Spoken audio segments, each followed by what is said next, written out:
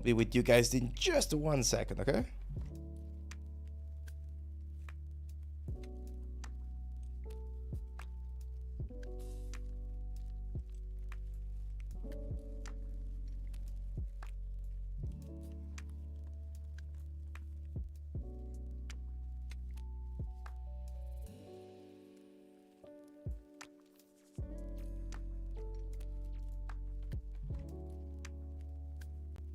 Got Aaron as well. What's up, man?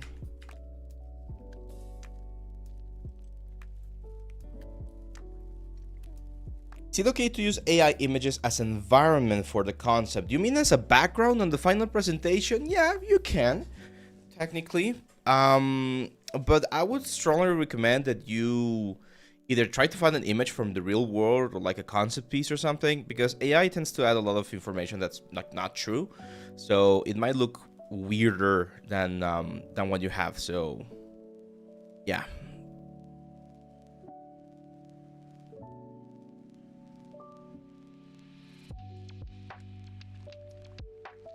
I would probably encourage you not to use it if possible.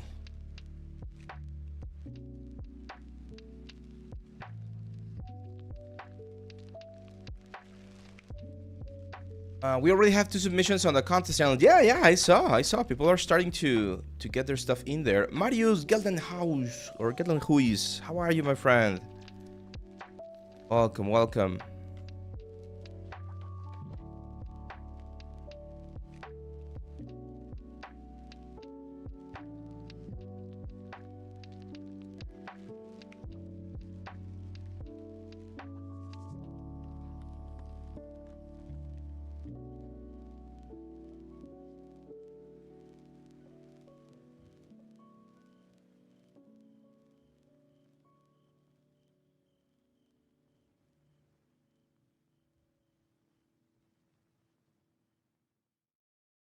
We got David as well. What's up, David?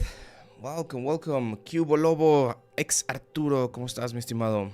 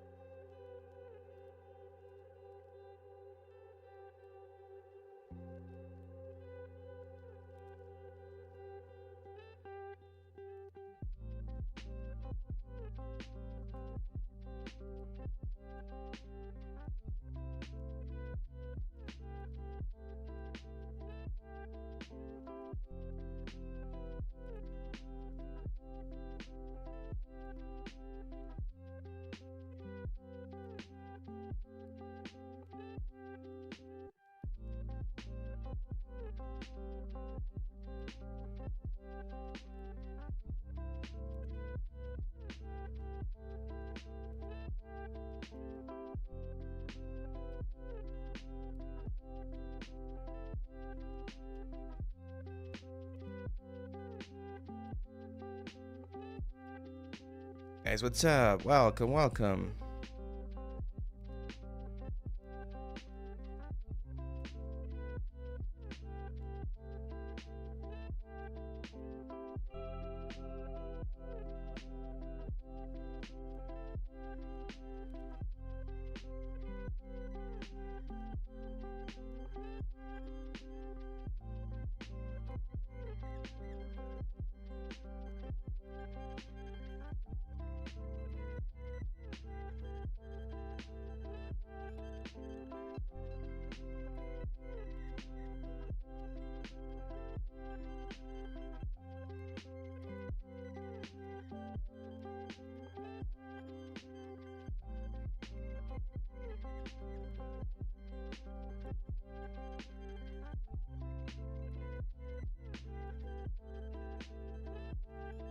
Caer Aurelia is giving some Persian vibes. Actually, you mean by the name or with the stuff that you've been seeing on the Discord?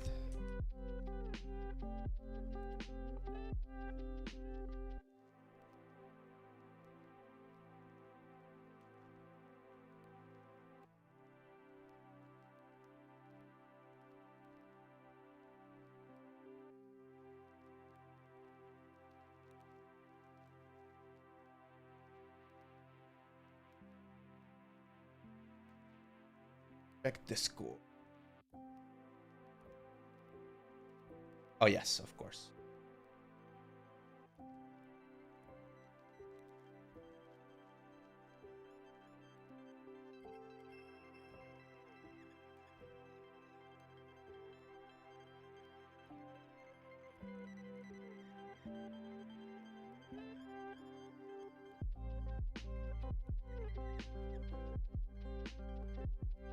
Would you post the video later? I didn't find the one from the last Friday. It should be there, Breno. If you check the live streams, the live stream section on the channel, it should be there. We're not uploading the videos as a separate video now because it seems like it affects the algorithm a little bit. Better to just have the actual live stream there. Yeah, the last one, or the one from last Friday, which was the what was it? It was the anatomy one, right? That we did the arm. That one should be.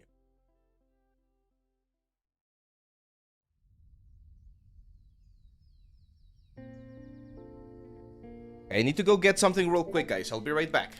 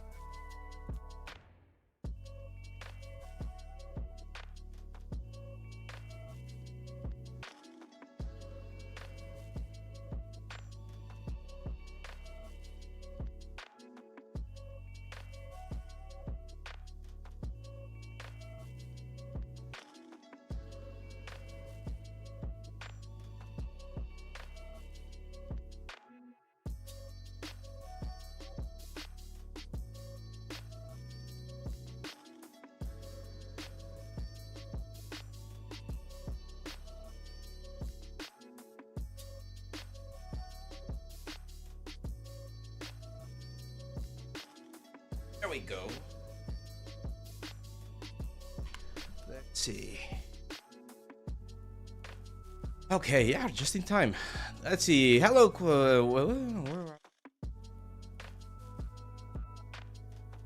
We got Wolf Girl. We got Thom97. What's up, guys? Hot today. My laptop sounds like it wants to take off. It's been weird over here. It rained a couple of days ago, so a little bit fresh. Let's see.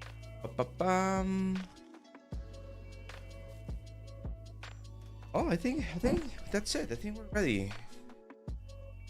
Start. The Conceptual Mary, what's up? What's up? Lux Noctix as well, and Juan Guerra. Hello, guys. Welcome, welcome. Okay. Hey, how are you, my friends? Hope you are having a great Friday. If you are in the other side of the world, then it's probably late Friday now. But if you're here on my side of the world, then it's very early still. And yeah, I hope everyone's having a great day. I hope everyone had a great week. And today I have some great news. So yeah, we're gonna jump into them, I think, straight away. I just need to make sure that we have everything ready over here. Something. Oh, we're missing a question. Yeah, that's right. By the 3D artist. It says, hello, I have a question for you. I want to improve my texturing skills, but I'm not sure how to go about it. I often get confused about where to start and what to focus on. Can you please help me or guide me in the right direction? Yeah, of course, man. So the first question that I would ask you is, are you familiar with Substance Painter? Like, have you taken a class or a course or something like that? Because if you have, then usually what we cover during those classes is more than enough to get a good result out of texturing. If you are not using Substance Painter, then you're losing out on a lot of stuff. But there are things about texturing that we can focus on. I would say there's three main elements that you would need to pay attention to when working with textures. The first type of element is the scale of things. A very common mistake is that people will add, I don't know, like rust or like scratches or things like that, and they either make them super big or super small, and that makes your whole object look either too big or too small. So making sure that you have the right scale for your texture is really important. The second thing is that we need to have a little bit of play between values. Value is one of the most important things in terms of how we perceive things or elements or objects. So if you have an object and all of the colors that you're using are in a very similar value, then you're not going to have contrast. And since you don't have contrast, then the object's not going to be interesting. So having variations between things that are a little bit lighter, a little bit darker, having that sort of like contrast, as well as the last tip, which is a roughness variation. How you change and how you modify the way that roughness looks in specific elements will let you have a more realistic look at the end of the day. So make sure you focus on those three things: details, roughness variation, and value variation, and you're gonna be good. You're gonna be able to get some nice results. So there we go. Wait, I thought the deadline wasn't the 23. Yeah. No, this is not the what's the word? This is not the showcase or anything. I have some big news about the contest, but it's not about the final submission. Final submission, remember guys, for the contest is going to be on the 23, okay? 23. So, you guys ready for some interesting surprises here? You guys ready? There we go. Let's go, guys. Let's go. Marius Geldenhaus has a great question. He says, Abe, to what music do you listen to while working? Personally, Divorce That Rock helps with productivity.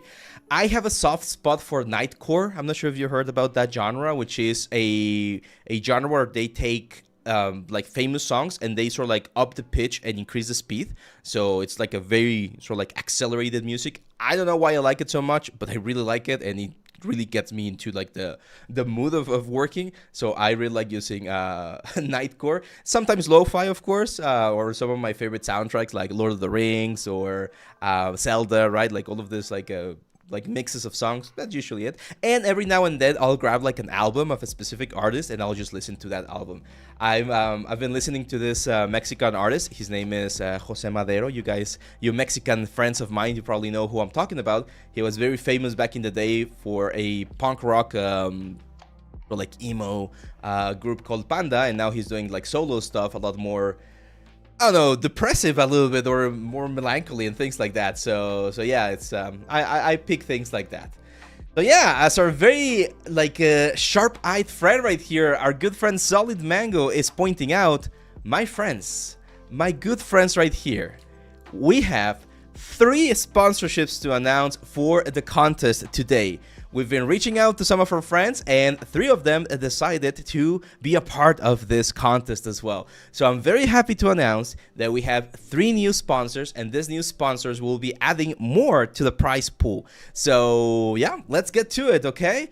First sponsor of the day, the first people, or the first, of course, company that we're going to be thanking are our good friends at Topogon. Topogon 3 has been a huge friend for the channel. We've been working with them for the past like 2 years, I think, and they've been amazing. They're a great team. The software is, of course, a great software as well. So our official sponsor, or one of our official sponsors for this contest, is going to be, of course, Topogon 3. They're going to be offering 6 perpetual licenses for all the winners. So both the grand prize winners as well as the runner-ups in the judges pick and in the community pick, the 6 prize winners that we're going to have, all of them are going to be receiving a Topogon 3 license, so that if you decided not to do the full process for your character for this contest, because as you guys know, it's not necessarily required, then now you're going to have all of the necessary tools to continue and make a great portfolio piece. If you are going to be doing retopology, Topogon is just like the best software out there for retopology. We of course have the course, where if you get the course, you get also a discount on getting your own license of Topogon 3. You can check that one out on the website. But yeah, this is it, guys. This is the first sponsor. We're really happy again to the guys at Topogon. And here's the kicker. Here's like the little bonus. One of the judges that we're gonna have in the judges panel will be from Topogon 3, from the team at Topogon 3. So we're going to be sharing more of information about the judges next week. We're going to have 5 judges, so it's going to be me and 4 other people. And from those other 4 people, one of them is going to be the Topogon guys, okay? So we're gonna have some special guests this time around to make sure that everything is as unbiased and as clean as possible for the evaluation process. So yeah, that's it, guys. First official sponsor here. Well, second official sponsor, because the first one, you remember, we announced it last week. It was, of course, our good friends at Huion. We're gonna be giving away this tablets right here. So 2 tablets, 2 Canvas 16 Gen 3. You can check the full review on the channel as well. So now let's go for the next sponsor. Drum roll, please. And the next sponsor is none other than, of course, our friends at Marmoset. I'm not sure if our friends at Marmoset are here right now. Sometimes they do like to be here on the chat and watch the streams. So Marmoset has also confirmed that they will be part of the official sponsor here for the contest. And we're gonna have 2 licenses, 2 one-year full licenses for the grand prize winners, okay? This one's only gonna be for the grand prize winners, but those 2 winners are gonna be both the judges pick and the community pick will be getting a full year of Marmoset Toolbag 5, which I believe the price is like $250 or something like that. So that's really pushing the prize pool quite heavily. So thank you to our good friends from Marmoset Toolbag. You are amazing. Actually, we just collaborated with them as well for the last course that we released, which was the complete guide, or yeah, I think it's called Complete Guide to Marmoset Toolbag 5. And yeah, again, we've been working with them for a little while now. We are really happy with what they're doing. They just released a beta update yesterday, by the way. You might want to jump into the Discord. They'll have all sorts of news too. And on the updates, there's going to be some like nice things. They are adding some volumetric fog, like a more realistic fog to the whole thing. So can't wait to try that out as well. So thank you, of course, to our good friends here at the Marmoset Toolbag 5 team. And I'm going to announce as well that one of the judges is also going to be from the Marmoset Toolbag team. So the second announced or pre-announced judge, because we're going to announce the official judge again next week, is going to be part of the Marmoset Toolbag 5 team, and they're going to be helping us to evaluate all of the judges pick section and deciding who the big winners are, okay? So yeah, there you go. Thank you, Marmoset team. You guys are amazing. Thank you so much. And if you're thinking about where to prepare your characters for the competition, like your presentation render, your clay renders, Marmoset Toolbag, an amazing option. Is really easy to use, is really fast to set up, and you can get some really nice renders for the final presentation. So yeah, that's it, guys. That's it. Yeah, we're gonna have cash. So for the prices, I think someone is asking about this. So we're gonna have cash prices. There's gonna be software licenses, as we just announced. There's gonna be what else? But the tablets, of course, for the grand prize winner. So this is becoming the biggest contest we've done so far. It's only our third contest, and we're already with this big prizes. So hopefully in the future we'll be able to at least match it or surpass this as well. So yeah, I know you're asking about this. We do have a video. You still have a couple of weeks, okay? Like, time is running short. You have 10 more days for this contest. I do think it is possible. You're definitely gonna have to rush a little bit, but it is possible to get something very, very nice for the contest that closes on June 23. Okay, you guys still have 10 more days. If you really focus, I'm pretty sure you can get something quite nice for the whole thing. So yeah, that's it. And finally, or last but not least, our last sponsor so far, because we might be able to get a couple more. I'm not promising anything, but the last sponsor that we want to announce for today is going to be our good friends at 3DSK. You guys probably heard about this once. We worked with them a couple of weeks ago, and this is by far the best place to look for reference if you want to get some nice information for your textures, for your characters, for poses, for everything. The guys and our official sponsor right now from 3DSK, they will be giving away free credits to all the winners. So all 6 winners will get a little bonus for credits so they can use them on future projects on their own stuff, okay? So those are 6 accounts that are gonna have credits for all of the winners, both the grand prize winners and the runner-ups. So yeah, it's an amazing resource. They have 3D scans, they have props, they have male characters, female characters, kid characters, old characters, texture information, costumes for like cosplay. Like it's just amazing. Like, if you want to look for really high quality resolution images that you can use for texturing, for reference, for studying, for learning, all of these things, 3DSK is the best place to have. They have 5 sites, by the way. This is something that I've mentioned before. They have femaleanatomyforartists.com, 3D scans or 3DSK, 3DSK is the site, and then Human Anatomy for Artists, I believe it's called. This one is comic reference for, or what is it? I'll read it right here. Photo reference for comic artists and environment texture. So all of these 5 sites that you see right here, if you sign to their site, you will get access to all of them. So the winners, the credits that the winners are going to be getting, you can use those credits for any of the sites. For textures, for female anatomy, for human anatomy, for 3D scans, or for photo references, okay? So yeah, that's it. Again, thank you so much to our friends at 3DSK for being part of this contest, for being part of the Echoes of Caer Aurelia, our 3rd contest here on the channel. And yeah, that's it, guys. So now we have 4 official sponsors. I think I actually have the image right here. Let's see, where is it? In 1 second, I'll get it. I'll get the picture. Where is it? Oh man, I was sure I had it right here. They made a picture with all the like the banners. Should be here, should be. Did I place that texture? I think I'm gonna have to redo it. Did I not save it? There we go. Could be this one. 1 second, 1 second.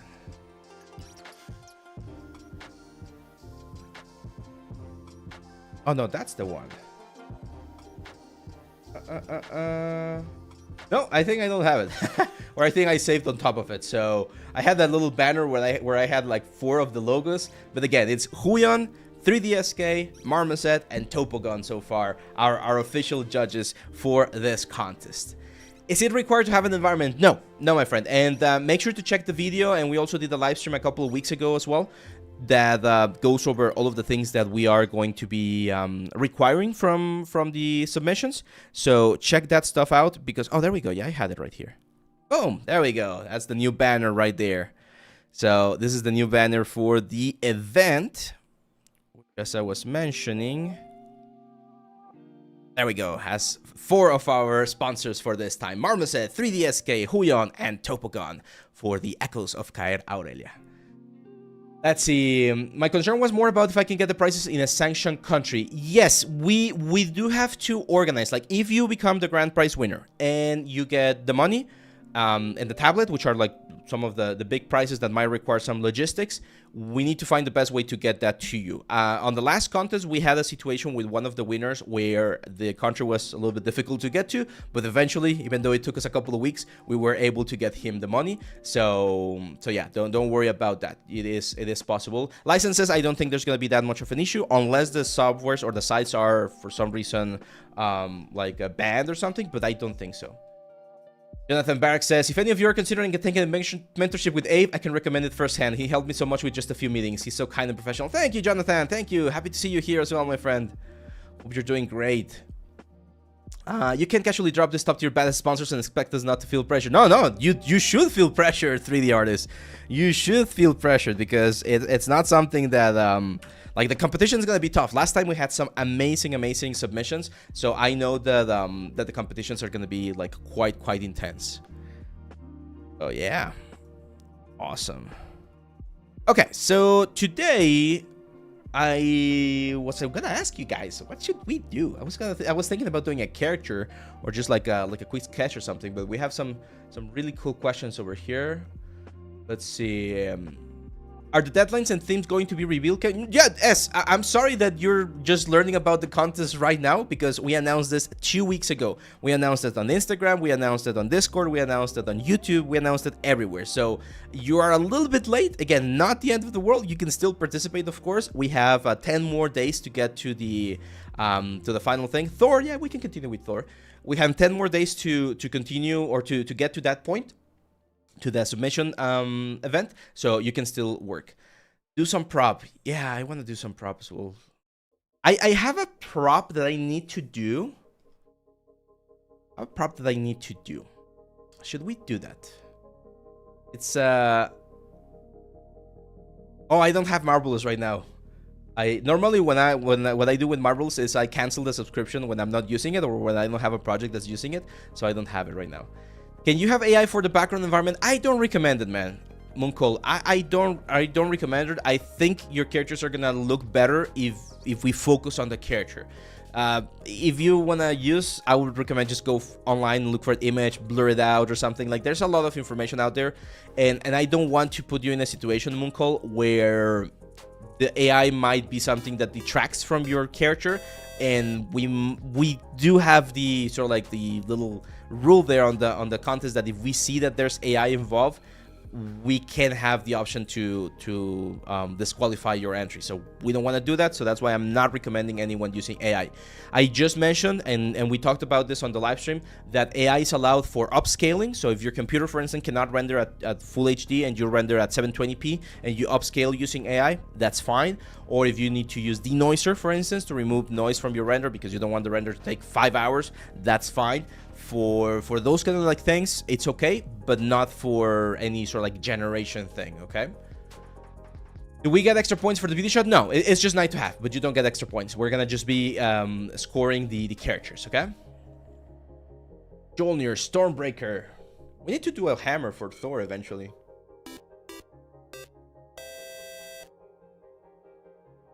I wish AI could rig characters for me.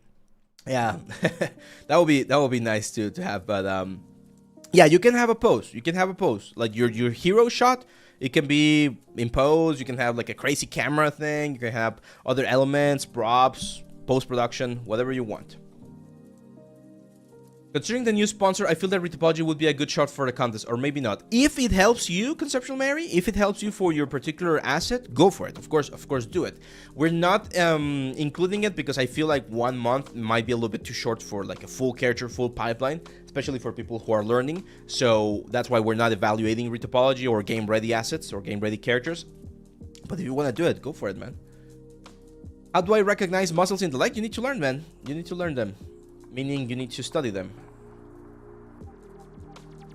Okay, we're gonna keep it simple today, guys. There is an asset that I need to do.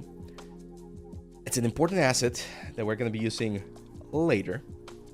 And it's a simple asset. It's one of those things that it's relatively simple, but it can look very, very nice. And we're gonna do it very stylized, okay? It is a little bit of an environment asset, okay?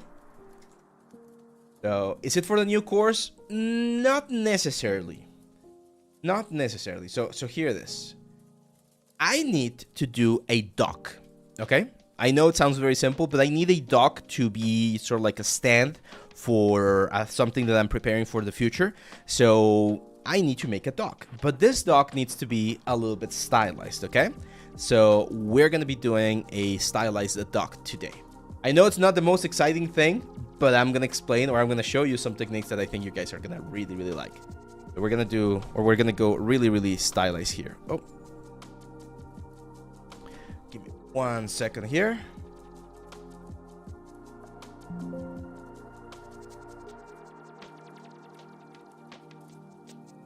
One second, I just need to prepare something here with my tablet. Let's do something. I hope this doesn't break the stream. There we go. I don't know why do we use perspective while creating heads and not for body. I normally don't use perspective even for body. I don't like working with perspective, to be honest. But I know some people like to do it. So it really depends on how you prefer to work. Yeah, it's supposed to be 10 days, right? Because it's June 13 and the deadline is June 23. There we go. Anytime I tried Mixamo, I had problems, so I gave up on it. Not the app problem though. Have you tried the advanced skeleton? That's another one that's really, really good. Or at least I really like it. Okay, so what I'm gonna do is I'm gonna start with a plank. Just a simple wood plank that we need to do. We're gonna start with a cube. Let's draw it. Up right here. Never heard of it? Look it up. It's for Maya. I'm not sure if you're a Maya or a Blender user. It's for Maya, this one in particular. But it's a plugin. It's a really good plugin, and you can rig characters very fast with it. Could you do a quick refresher on how the submissions will be graded, please and thank you? Yes, we can do that. So, 1 second.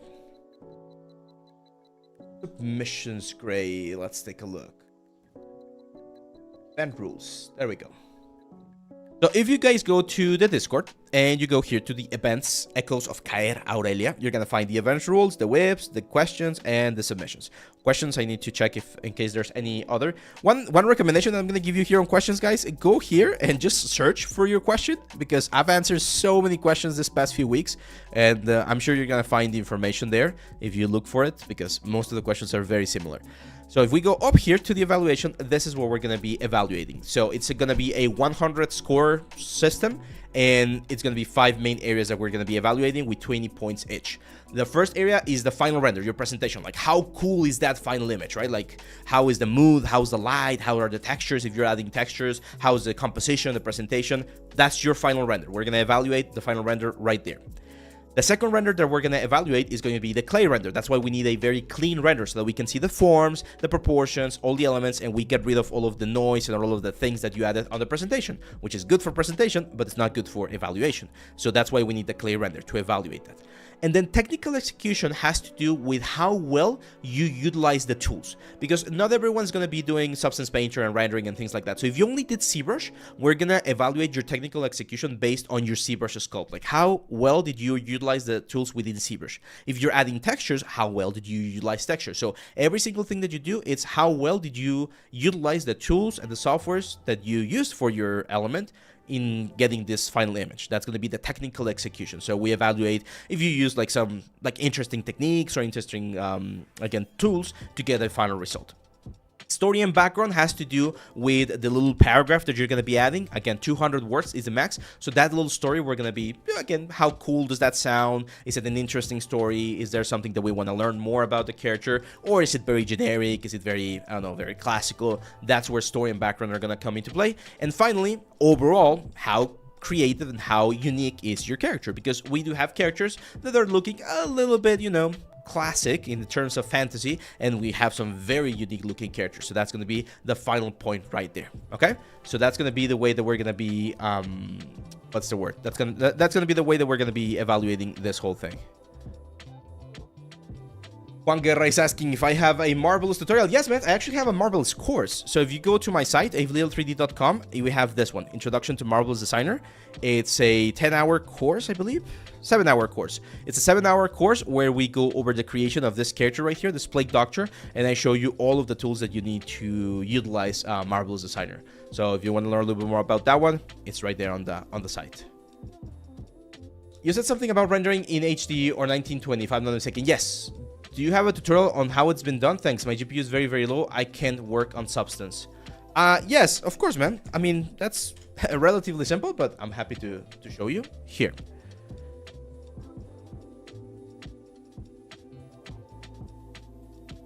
Config. No, Jerry B, I don't have that. But are you asking about my system? I can give you the information about the system.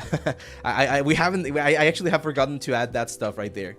To show you the specs of my computer. I have the Ryzen 9 9950 X3D for my processor. I have 64 gigabytes of RAM, 3080 Ti for GPU, and yeah, that's pretty much it, right? Like that's the important stuff. Okay, so if you are inside of Blender and you want to make sure that your render is 1920 by 1080, you need to go to this little icon right here, to the render options, and here, sorry, to the render output right here, and here's where you change it, resolution X and resolution Y. There are some presets. If you click on these little points right here, there's going to be a preset right here that is HD TV 1080p. You just click on that one and it will automatically be 1920 by 1080. That's it. Now, if your computer is slow, one of the things that you can do, who was asking for this? Okay. You need to go here and on the render options, limit the time. So for instance, I'm going to limit this to, let's say, 60 seconds. And I'm going to limit the samples to 1024. Usually that's more than enough for a single image. And I'm going to turn on denoise. That way, when I hit render and I render this image, hopefully stream doesn't crash because we're going to be using a lot of power right now, it will stop after 1 minute. It will stop after 1 minute of doing the whole rendering, and it will, what's the word? And it will clean the image. So you can see right now the image has a lot of like dots and noise. That's the noise, right? Like that's those are the samples that the image is trying to capture. Right now the texture is missing. That's why that thing's looking purple, and that's why we're getting all of this contamination on the cloth. But you can see that the element is moving forward. It's advancing. Yeah, these are usually known as fireflies. That's right. And after 1 minute, or after we get to the 1024 samples, whichever happens first, a denoiser kicks in. And what the denoiser will do is it will remove all of this information so that we don't have to wait like all the time. There we go. So as you can see right there, the denoiser kicks in and sort of like blurs everything together, and now the image is complete. So what you can do is you can render at 4K and then make it smaller at 1920 by 1080, or if you want to make sure that this is like the right size, again, just go here to the little options and change that to 1920 by 1080. Okay. Jerry B, you're asking about the tablet. Yeah, I'm using a Huion Canvas 16 Gen 3. I recently did a review on the channel. The guys at Huion were very kind to send one to us. This is the tablet that we're going to be giving away to the grand prize winners of our contest. So it's a really good one. It's 4040p, so 1440p. So it's 2K resolution. Really good. The size, very comfortable. I really like it. Have you tried V-Ray for Blender? Not yet, said Navael. I haven't used V-Ray in so long. I used Blender when I was a student back in 2016, so almost 10 years ago. Haven't used it since because you need to pay for the license. So I normally use with what's coming with the softwares, either Cycles here with Blender or Arnold with Maya. Does it come with a stand? Yes, it does come with a stand. Let me see if I can show it to you. There should be a link here in the description as well. So this is the stand. It has the... Okay, might be easier. There we go. So this is the stand. It has this little like metal thing. So if you like working with a very sort of like a high angle or like this, you can sort of like modify it. And it has another one. This one right here is a smaller one, so that the tablet is like a lot flusher or a lot lower towards the ground. Again, it really depends on how you like to work. This is the lowest it goes, like this angle. I'm not sure how much that is. What, like 30 degrees probably? I personally like to work with the highest angle, so I use this other one right here. That's the stand, and it has a new pen. That's an important thing to note. The new pen has an extra button right here, and the sensibility feels way nicer. I don't know what they changed, but it feels a lot nicer. When judging the technical subject, you said we would be judged by how well we use the software. Is this evaluating our technical knowledge of the software? Yes, exactly. So let's go to the previous contest, and I can give you an example. Okay. So you can also check the previous contest here on the Discord. It's this one called Creatures Unleashed, and if you go to the event submissions, this is where we see them. So for instance, and I might be a little bit rough or I don't want to say mean, but I'm gonna be very honest with some submissions. This one right here by Donkey. He actually got a lot of points on the story and a lot of points on the design, because it's a very cool design. It's a very funny like character that he did. This sort of like a luchador bird character, right? But on the technical side of things, we can definitely see that we're lacking a little bit of knowledge in anatomy. Some of our strokes are a little bit dirty. For instance, the belt right here looks very sort of like lumpy, right? It doesn't look as sharp and as clean as what we would expect from a leather belt. So on the technical side of things, our good friend Donkey here didn't get as many points as what he got on the creativity side of things, okay? So that's what we evaluate. If we compare that to, for instance, a Becker draw, right? He's right here on the chat. He did this one right here. He did this sort of like a merfolk. And in the technical execution, he got more points because I can see that there's a little bit more knowledge about anatomy. There's a very nice like approach to the composition, to the texturing. I believe, Becker, you did this with the iPad, right? Like everything was done in the iPad, even the colors. I'm not sure if the render, but I'm pretty sure you did polypaint and sculpting on the iPad. So that's how we evaluated last time, right? Like depending on each like individual submission, how well did they utilize the tools for the software? Okay, so yeah, that's pretty much it. Here's another one that was great. This was in the top 30s. So this one was by Damian Sevilla. Similar stuff. The presentation is really good, like really good. The pose and everything, the forms are nice. But when we started like checking a little bit more on how he approached the technical aspects of this, like how he constructed the rock textures, how he separated like the horns and things like that, we saw that there were a couple little things here and there. So I don't remember the exact score that Damian got here, but just to give you an estimate, maybe from the 20 points in terms of technical execution, he got 16. Why? Because we saw that there are still technical things that could be improved. Does that make sense? Hopefully that answers the question, 3D artist. Okay. Michael Towley, what's up, man? Hello.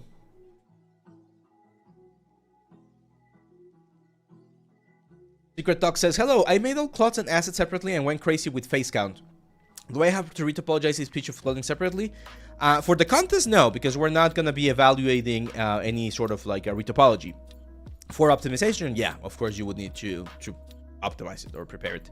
Silvana, what's up, my friend? Hello. Welcome. Okay, so what I'm going to do here is I'm going to create a plank of wood. And what I want to do is I want to create a stylized version of a plank of wood. It's going to be an old plank of wood, so let's make this a polymesh 3D, and let's dynamesh. And what I want to do here is I want to use my train dynamic to start giving it a little bit of life. A little bit of like interesting effects right here. Some hits right there, some damage here on the corner, for instance. There we go. I'm going to try to keep it very graphical. And then I'm going to use my clay buildup. I'm going to start drawing the vein or the grain of the wood. This is just to generate a little bit of volume to give me an idea of where I'm going to be placing this stuff. And then with Damian Standard, I can go a little bit more aggressive. And then what I'm going to do is, again, with Trim Dynamic, I'm going to flatten all of this so this becomes like texture. See that? A very good way to start building up some information there on the wood plank. Start like adding a little bit more detail here. Go. Let's increase the resolution so that we have more points to work with. This will be the equivalent of the high poly of the element, right? And now, for instance, let's say we want to add like a little bit of that typical sort of like missing piece, right? Easiest way to do it, knife curve. We graph the knife curve, Control Shift, double tap Alt and create this sort of like B shape. With spacebar, we can position it where we want, and boom. That's it. We just like literally take a chunk out of the whole thing, and we get a very nice detail right there.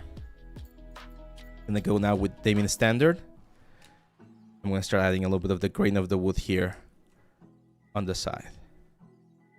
I've shown you before, guys, the ore brushes, right? Like everyone knows about the ore brushes, because the ore brushes have a very nice brush here called the I believe it's this one, Orbs Cracks, and this one's a little bit better than the Damien Standard for this kind of thing. Now, the secret with this technique that I'm showing you right now is to make a very nice first plank of wood, so that we can then duplicate it and reuse it, right? Yeah, they're really, really good. That note says, oh, I wanted to ask, do you actually need to learn ZBrush for games and future job opportunities, or Blender sculpting can be enough to get the job? Well, that's a great question, Daranor. It's, I would say you do need to learn it, to be honest. Like ZBrush, I know it's a little bit pricey, right? Because you need to pay, I think it's like $45 per month. But it's the industry standard for a reason, right? It's really, really, really freaking good. So I do recommend that you learn it. The sooner, the better. Because even though you can sculpt, for instance, this stuff that I'm doing right now, you can totally sculpt inside of Blender. It's totally doable. But most studios out there, especially big studios, will be using ZBrush. So it's important that you include that in your arsenal of tools that you know about. Now, before I add more detail here, one of the things that I'm going to do is I'm going to duplicate this thing. I rotate it. And I'm going to auto groups and Dynamesh. Because I want to have a separate like a version of it. And before I start adding more detail, I want to make sure that they're like distinct enough, right, from one another. Or like cleaning. I might even like erase some of the lines that I had on one of them and replace them or modify them so they look a lot more interesting. Ore brushes are really good. I use ore plate all the time. Yeah, they're really, really nice. And that's one of the things that I love about the industry. A lot of people out there, I would consider myself one of those, we love to share the stuff that we have, right? We love to share our tips. We love to share our tools, base meshes, brushes, presets. Like art is amazing when you when you share, when you understand that the more people use the stuff, the more we all benefit from it. I know not every artist is like that. I encourage everyone to try to be a little bit like that. We should not be scared of sharing our stuff, because we can all benefit from it. Okay, let's set this. Should we add a knot? Let's add like a crazy knot right here. Maybe not that like... I do want to add a knot, but I want this knot to be... There we go. A little bit more faceted, right? So not exactly... the other one was looking a little bit too like an Elben carved wood or something. So in this case, I'm gonna keep it a little bit more like this. A little bit rougher.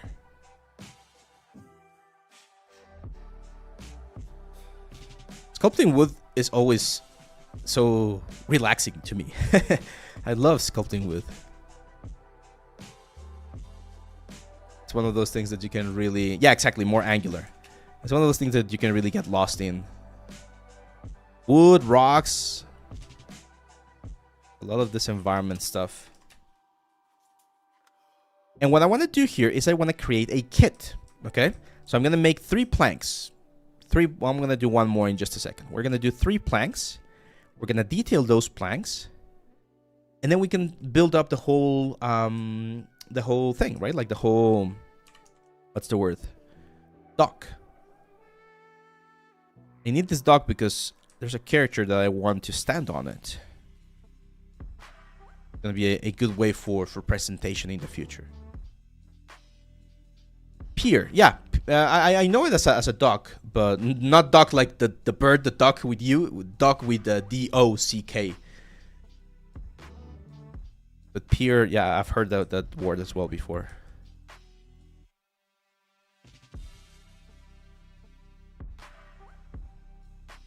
back to the orb brush right here, or cracks. When making folds in clothing, should I do after thickening the body? That's a great question, Matt Crafter. I personally, when I'm working with cloth, I do like to give thickness to the cloth. I find it a lot easier to work that way, because when the cloth is like infinitely thin, it becomes a little bit complicated to work with. But I've seen some people that prefer to work with the cloth as a thin object and give the thickness after. It really depends on what makes you feel more comfortable, to be honest. Drawing wood is relaxing as well. Cloths, on the other hand, yeah, cloths can be stressful because cloths are very. I always compare cloths to like fluids, right? Like they're very dynamic. They move a lot. So, okay, let's grab one. I'm gonna duplicate it to the other side, and this one I'm gonna make it a little bit more damage. So, I'm gonna remove a big chunk right there on one of the sides. This other group and dynamish again. And this one I want to really damage here on the border. Both sides, of course. Now here's another trick that you can do if you want to get some like interesting details. Let me show you. It's definitely gonna look a little bit more cartoonish than what I might want right now, but it might work. So here's what you do. You go to mask lasso. And you mask sort of like a weird like vein there on the wood. Invert the mask. And then, for instance, we mask this half part right here as well. And we just push this in a little bit. And that's going to give us a very sharp looking, so like vein on the whole thing. Then we can go with our diamond standard or our orb slash. And sharpen that line as well. Not bad, right? Again, it's a little bit intense. It's definitely like an intense change in silhouette that we're doing. But it can work. And then if we combine it, for instance, if we do, let's say, another one right here. Same stuff. Just grab a little bit of the border right there. And then push it in. It gives us a very nice looking like wood effect. Actually, let me go back. I'm gonna do like, I'm gonna do it like that. There we go. That one's not gonna be as intense. And then again with our orb cracks, we can go here and sharpen that line a little bit more. Add a couple of cuts, right? Just have fun. That's again one of the things I love about sculpting wood and rocks and things like that. There's a lot of room for exploration, and no one's gonna be like, oh, that vein looks wrong. It's wood. It's wood, so every vein looks okay. Go here with orb cracks again. So again, one of the goals right now with this set of planks is to make the variation on all of them, right? Like to have 3 variations on one side and on the other side. Now, if we're following that sort of like effect right there to give that like intensity to it, then we probably need to add a very similar approach on some of the other planks. So let's do it. Here. That. Just push in a little bit. That they all make sense, right? Like this is a very important concept that you guys need to understand, and I'm gonna use some example in just a second.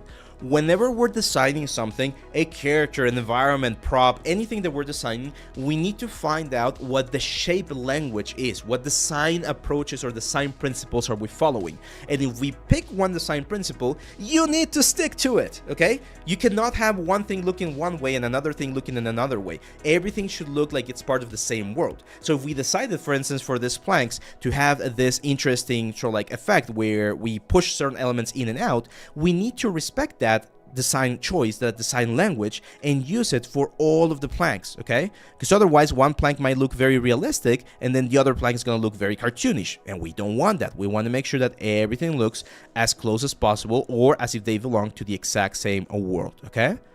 Very, very important. Keep that into consideration. It's a very common issue that I see when people are doing, for instance, a character that has a bunch of props, like a lot of different props. They will just like destroy the design language that they were following, and some props are going to look very realistic, and then some props are going to look very stylized, and that's not what you want. That's definitely not what you want on your results, okay? In this case, that you're working props with Dynamesh, do you just serial mesh it or a manual retopology? Since this one is going to be for a very low poly sort of like a project, I will manually retopologize. Like try to keep this probably like 12 faces for each plank or 20 faces for each plank. So yeah. What am I making today? We're making a pier, a dock, and we're starting with this like basics things right here. I'm going to show you a tool inside of Maya that we can use to make this even better. Okay, so now let's go to the other side, and of course we need to do the exact same sort of like process that we did here.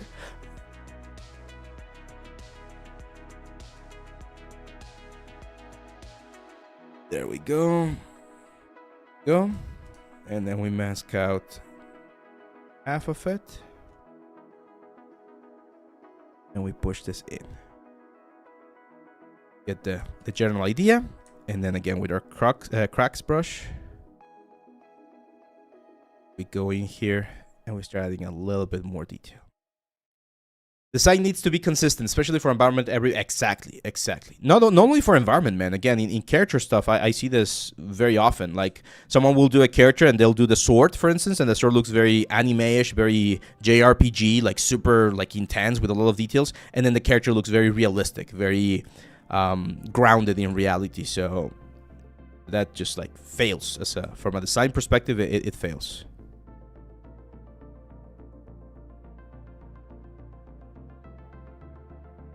Let's just sharpen this thing a little bit right there. Go.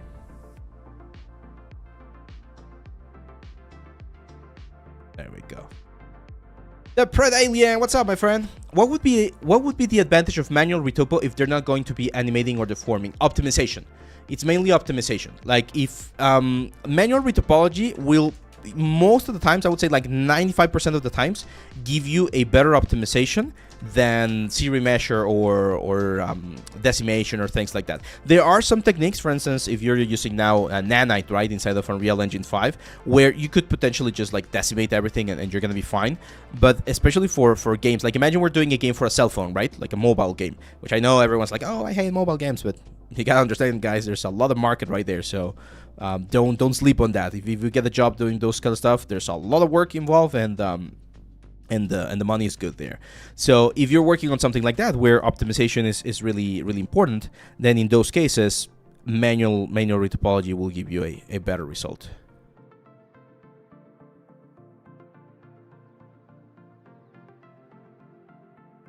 Go. It's better knowing your mesh is beautiful not only outside but also in topology. Yeah, I mean, for the final client, right, like for the audience, for the players, it really doesn't matter. Like no one cares because no one's going to be seeing the topology. But there are a lot of things that you can do when you have clean topology that you cannot do if you have dirty topology. So that's why it's important to, if possible, keep your topology clean.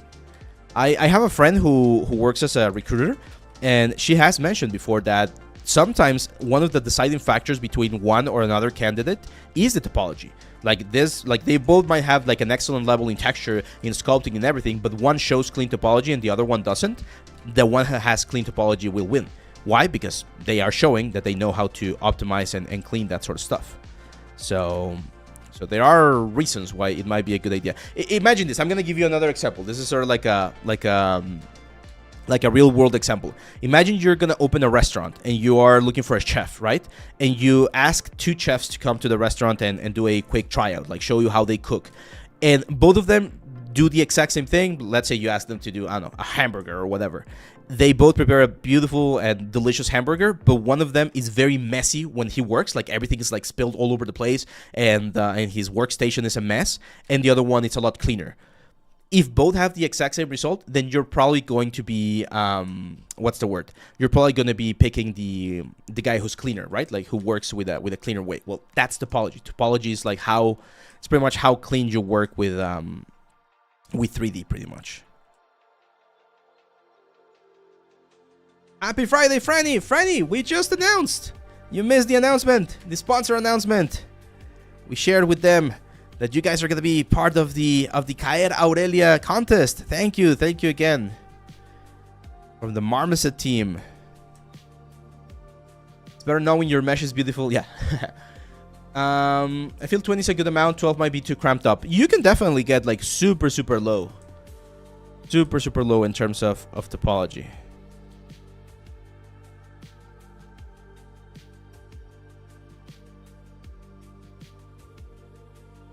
Yeah, it's like the artist hygiene. That's a good analogy.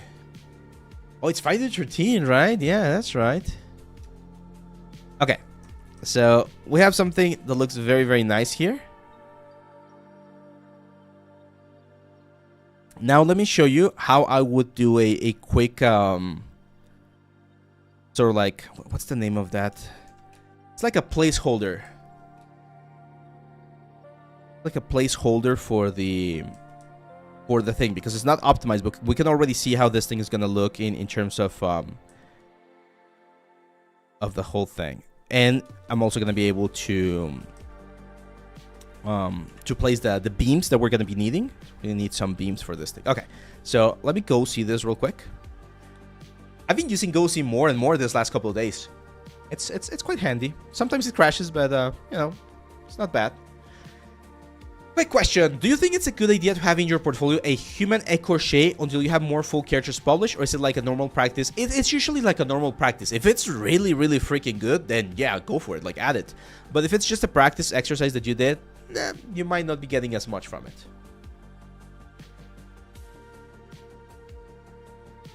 It's not necessarily a proxy, the Babu, because it's very heavy, right? How many polygons? Oh, actually... I messed up. I should have decimated first. Because this is 2 million polygons. That's way too much. Whereas it's like 4 million polygons, actually. That. Go back to ZBrush. I'm going to clone this. And then on the clone, I'm going to go C plugin. Decimation master. And I'm going to decimate this all the way down to like 20k. Did I miss a question? If possible, can you show how to make piping for shoulder pads? I mean, extrude edges only on borders. I don't know how to do it without manual masking. Yes, man, of course. I cannot show it to you right now, but here's what I can do. Here. If you go to YouTube, or just here, and you look for Leal 3D ropes, this one.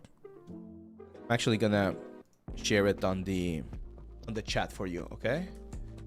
So on this video, this was one of the first videos. Oh, actually, no, it was last year. No, I'm pretty sure it was like a couple of years ago, to be honest.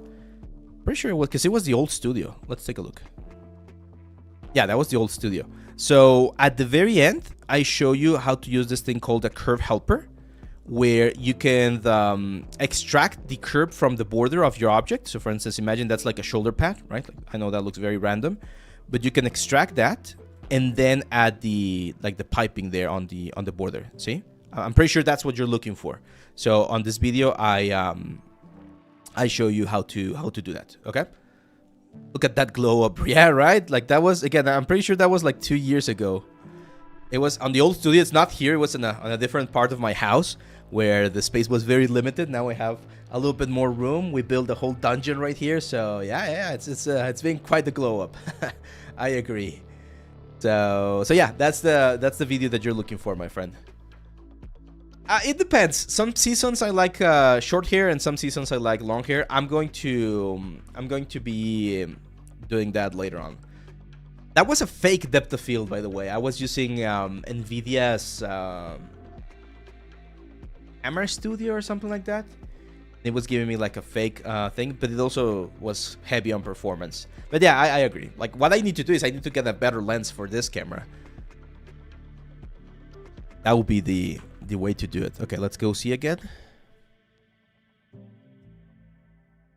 There we go. So as you can see, this is a lot easier or a lot more manageable. So I'm going to go here to mesh, separate. And what we are going to do here is I'm going to place them one against the other. And then if we duplicate, it's very easy when you have one of these things right here. Because if you... set this pivot. There we go. If you rotate them 90 degrees, you already have a different version. Even though it's the exact same thing, like you don't really notice that they are changing that much. And then you grab all of them and you flip them 90 degrees on the other direction. Right? Like that. And boom, you have a complete different thing. And what you can do is just, I don't know, like grab one of this, push this one forward, open a little bit of space, bring this one back in, rotate this. The other, well, actually that direction was fine. So there's a lot of like things that you can do, but I'm going to show you a couple of other like elements. This is a tool that I really like. I've showed this one before, but it's like one of my favorite tools here inside of Maya.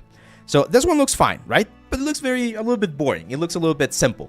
So what I'm going to do here, let me turn off this shader that I hate. What I'm going to do here is I'm going to grab all of them, freeze transformation, center pivot, and I'm going to go to my bonus tools. So if you go Windows, settings and preferences, plugin manager, on the new versions of Maya, bonus tools should be here by default. I'm going to add them. And there's a bonus tool here on the modify section that's called randomize transforms basic. And this one is really good because what I can do, for instance, is I can modify, let's say, the rotation of the elements. So I want to rotate them very little on C. So I just deselect this, keep C open, and I'm going to say I want to have a variation of -10, and 10 degrees, and say random rotate. And that's what we get. That's, of course, a lot. So let's do -2 and 2, and say random rotate. There you go. Look at that. Even that's a little bit too much. So let's do 1 and 1.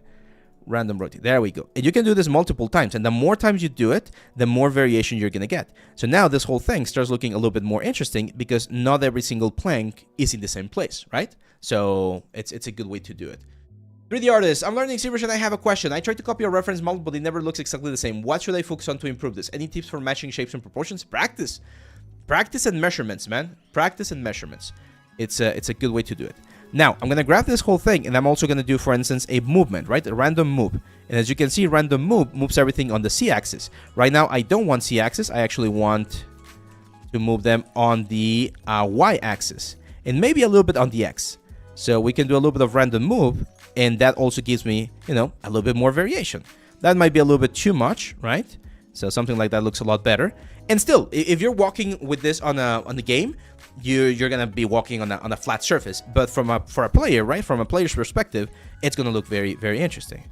Another thing we can do, for instance, is a scale. So I want to do a scale on X and scale. I'll scale on X pretty much. So by doing that, every single plank is gonna be scaled a little bit. And now the repetition, or the fact that we have all of these planks looking very similar, is gonna be even more difficult to pinpoint, right? Once we have that, now we move to the next stage, which is, hey, what if we start creating a little bit of overlap? And maybe a plank fell off at one point in the past, and now this plank is sort of like just overlap right there. Like someone just took it and placed it on top, and that gives us another type of effect. Same thing for this one. It could be like, hey, maybe this one was very, very small, and it got like, I don't know, like this. Again, as a player, you're gonna walk on top of this, and you're not gonna really notice any sort of like difference. It's gonna be the exact same thing. You're just gonna be walking on a straight path. But it's a very good way to just add a little bit of variation to make sure that things don't look exactly the same. That makes sense? It's cool, right? Naveen says, so I need to get suggestions, or do you have any links to share for what type of game assets should I focus on? Also, I need tutorials for Substance Painter. Yeah, of course, man. So if you need a tutorial for Substance Painter, on my site, we got the complete guide to Substance Painter. This is actually our second bestseller course. So people really like the information and the results that you get from this one. It's 10 hours of information about Substance Painter. Our best-selling course is, of course, the Oni right here, the ZBrush Stylized character. So if you want to know what type of assets to do for your portfolio, check the portfolio reviews that we do here on the channel. By the way, we're going to have portfolio review next week. Check I'm not messing things up. Yeah, next week. So next week, we're going to have a portfolio review, and you're going to be able to see what kind of stuff people should be placing or putting on their portfolios. Okay, so now I need to create the pillars that are going to be around this thing. There's going to be one there, the top view here. There we go. Oh, a couple more there and a couple more there. Yeah, that looks good. Same stuff. I'm gonna have to model one and then switch it to the other direction.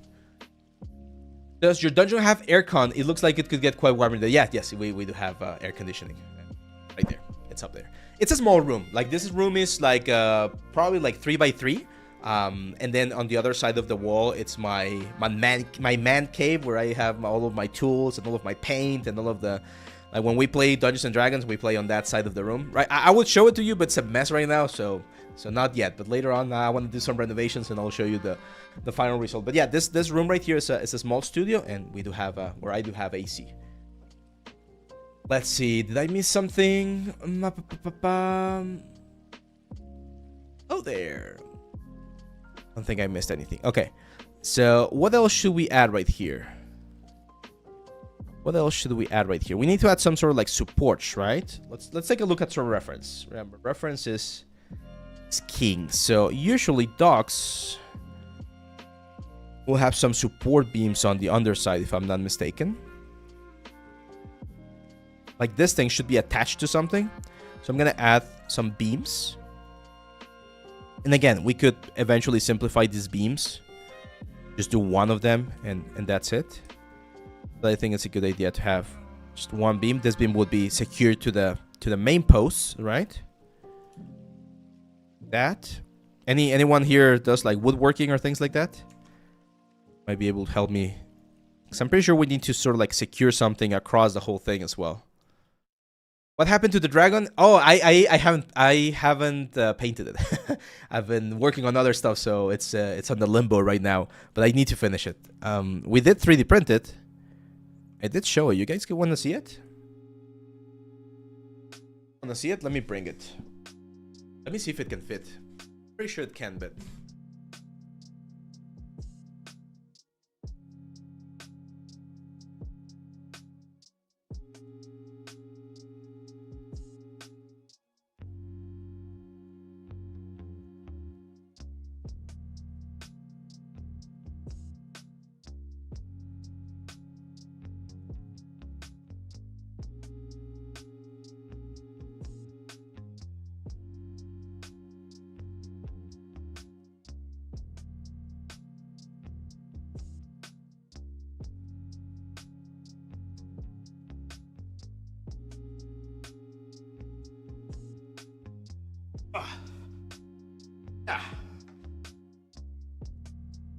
Dragon head. Let me move the microphone over here. So this one we did last year. It's 10 kilograms of filament, and it's very big. But I haven't finished painting it, so I need to finish that and then decide where the hell am I gonna place this. We printed this with one of our other sponsors last year, which was Elegoo.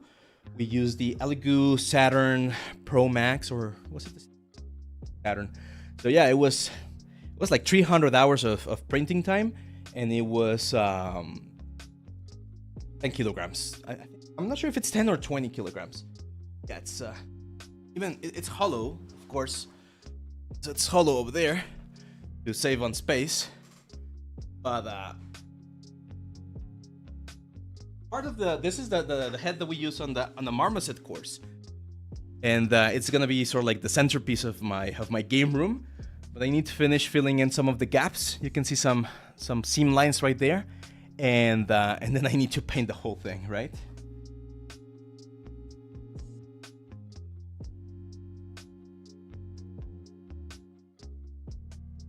Yeah, it's quite big, but it was a very fun project. I still need to finish it, but it's on the to-do list.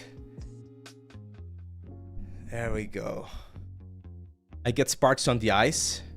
Yeah, I want to see if I can do like some LED lights, or my idea, and one of the reasons why I made it hollow is I want to be able to place like some dry ice and maybe drill some holes through the nostrils or something, so that when we're playing, the dragons are like breathing. It's just like a crazy stuff, but I think it will be cool.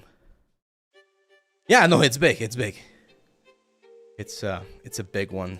Okay, so let's fix some of the stuff right here.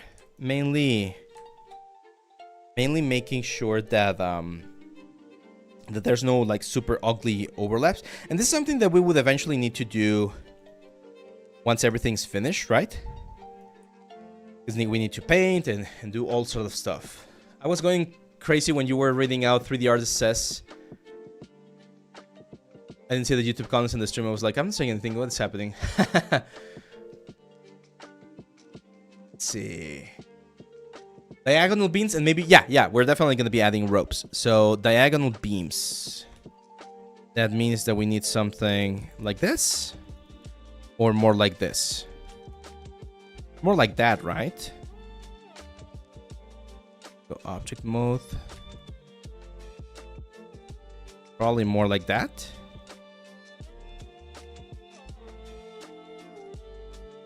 Or is it more like an X stuff? I mean, the character is going to be sitting there, and there's going to be like a ground plane. So we're not going to see too much of the beach or anything. Since this is supposed to be like a base, it will be more like this.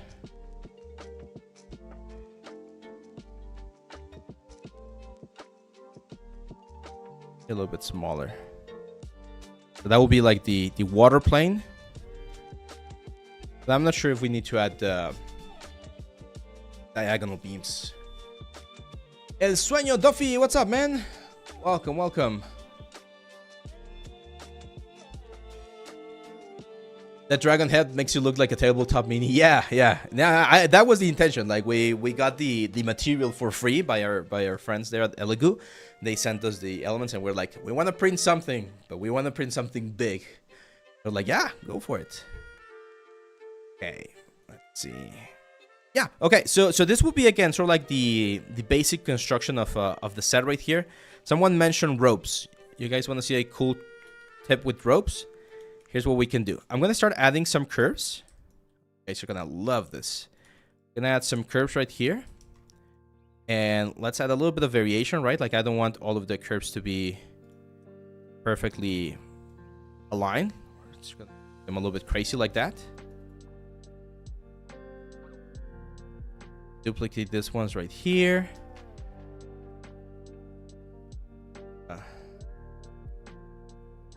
Let's go into rotation mode, go world, so that we can, there we go, get a little bit of a different effect.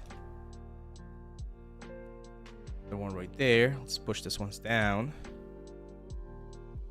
This one, let's give it another one. Go. Now we grab all of these curves. To the other side. Yep.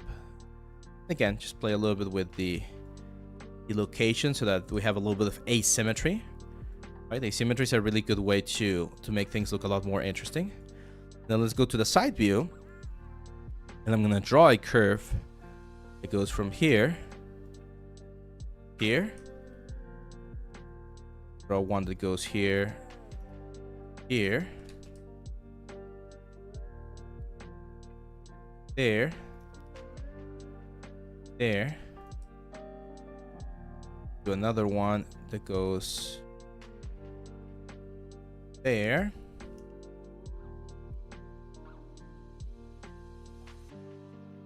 These two are gonna go to this side right here. Just make sure that it makes sense where they're sort of like attaching, right? Move them a little bit, that's fine. And now I'm gonna grab all of the curves, all of them, all the curves. And we're gonna go, of course, to the best, one of the best additions in the past couple of years, the sweep mesh tool. Boom. sweep mesh, and what sweep mesh does is it automatically extrudes the curves around the elements. Let's increase the accuracy. Play a little bit with the profile there. We don't want them to look a little bit cartoon, so a little bit stylized, so we can make them a little bit chunkier. Let's optimize. There we go. And the cool thing about the sweep mesh is that it remains attached to the curve. So if I need to, for instance, modify this one right here, I can just move this curve down and then modify it. Okay. It's a very easy way to adjust certain things if we feel like they're not like matching perfectly. And in games, they do this all the time. Like the ropes don't actually need to go around the specific area of the object. No one sees that. So as long as it gives the illusion that it's doing what we need it to do, then we're gonna be fine. Isolate. So here I'm just going to push this one up. And there we go. It's like movie magic. Yeah, exactly. It's kind of like a magic tricks, right? Like it's just like an illusion. We want people to believe that there's more complexity than what we have. Look at that. Beautiful, right? This looks very nice. So imagine if, for instance, we had like a crate as well over here.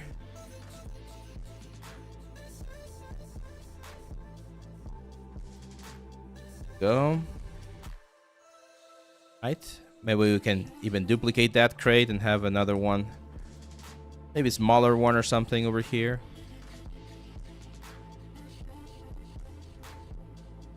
That's it. And with that done, we're pretty much going to have a nice little environment here for whatever character we decide to place. We could even place the Plague Doctor. You guys remember the Plague Doctor?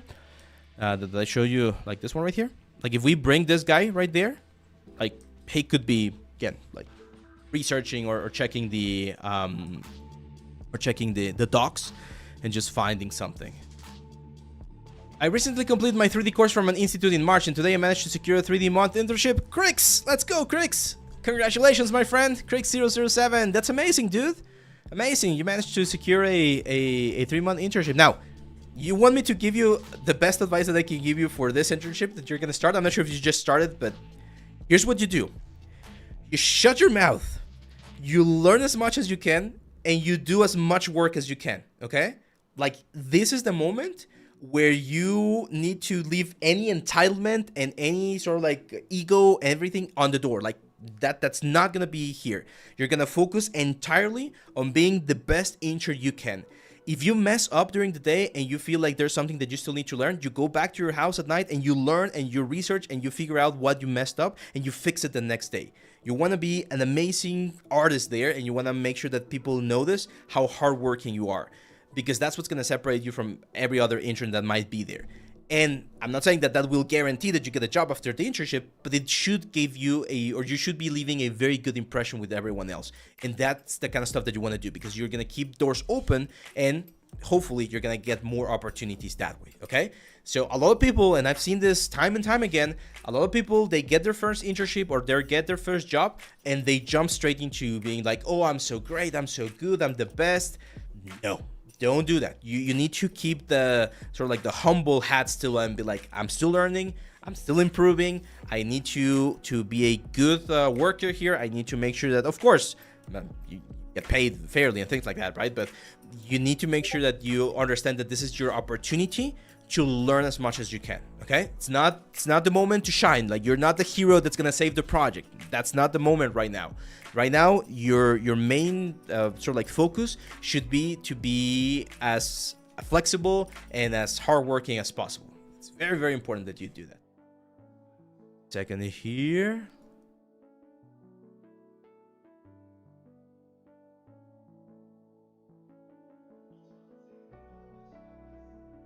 There we go. Yeah, keep learning and keep improving, man. That's the secret. Okay. So there we go, guys. As you can see, we have our very basic sort of like idea of what we want to do with this thing right here. I'm gonna turn on this thing. Actually, let's do something fun. I'm gonna grab this whole thing, file, export selection, stop, Let's create a new one. It's called this diorama.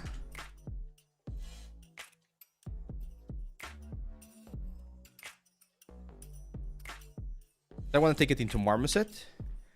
I just want to see how it looks with some like nice lights. This is the beginning to your rite of passage into the industry. This is your test. Exactly. Internships are like a test. And I can tell you, I've had, how many interns have I worked with or have I hired? Probably like 15, 20 interns throughout this last couple of years. And I can tell you, from those, you can tell immediately during the internship period whether or not they're going to be a good element for the team. Like, I've had some people who I really liked their job, and I was very sad to see them go, but I saw that they had better opportunities elsewhere. It's like, go, man. Like, I want to see you shine. Go and get that, like, cool stuff out there. And I've had others, like, I just want this internship to be over because you're so difficult to work. Like, you might be talented, you might have some skills, but I'm just going to say it, you're such a pain in the ass that I just don't want to work with you. So, thank you for the work that you did for now, but I don't want to deal with you anymore.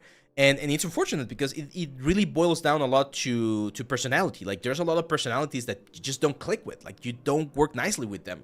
And it's not necessarily their fault, but there's sometimes that it's their fault. Like, I had this, oh my God, I'm going to put him on the spot. I mean, no one's going to be able to tell who this guy is, but I had this artist back in the day where whenever I would give him feedback, it was like, hey, dude, like, it's looking good, but I need you to do this and this and this, change this, adjust this, modify this.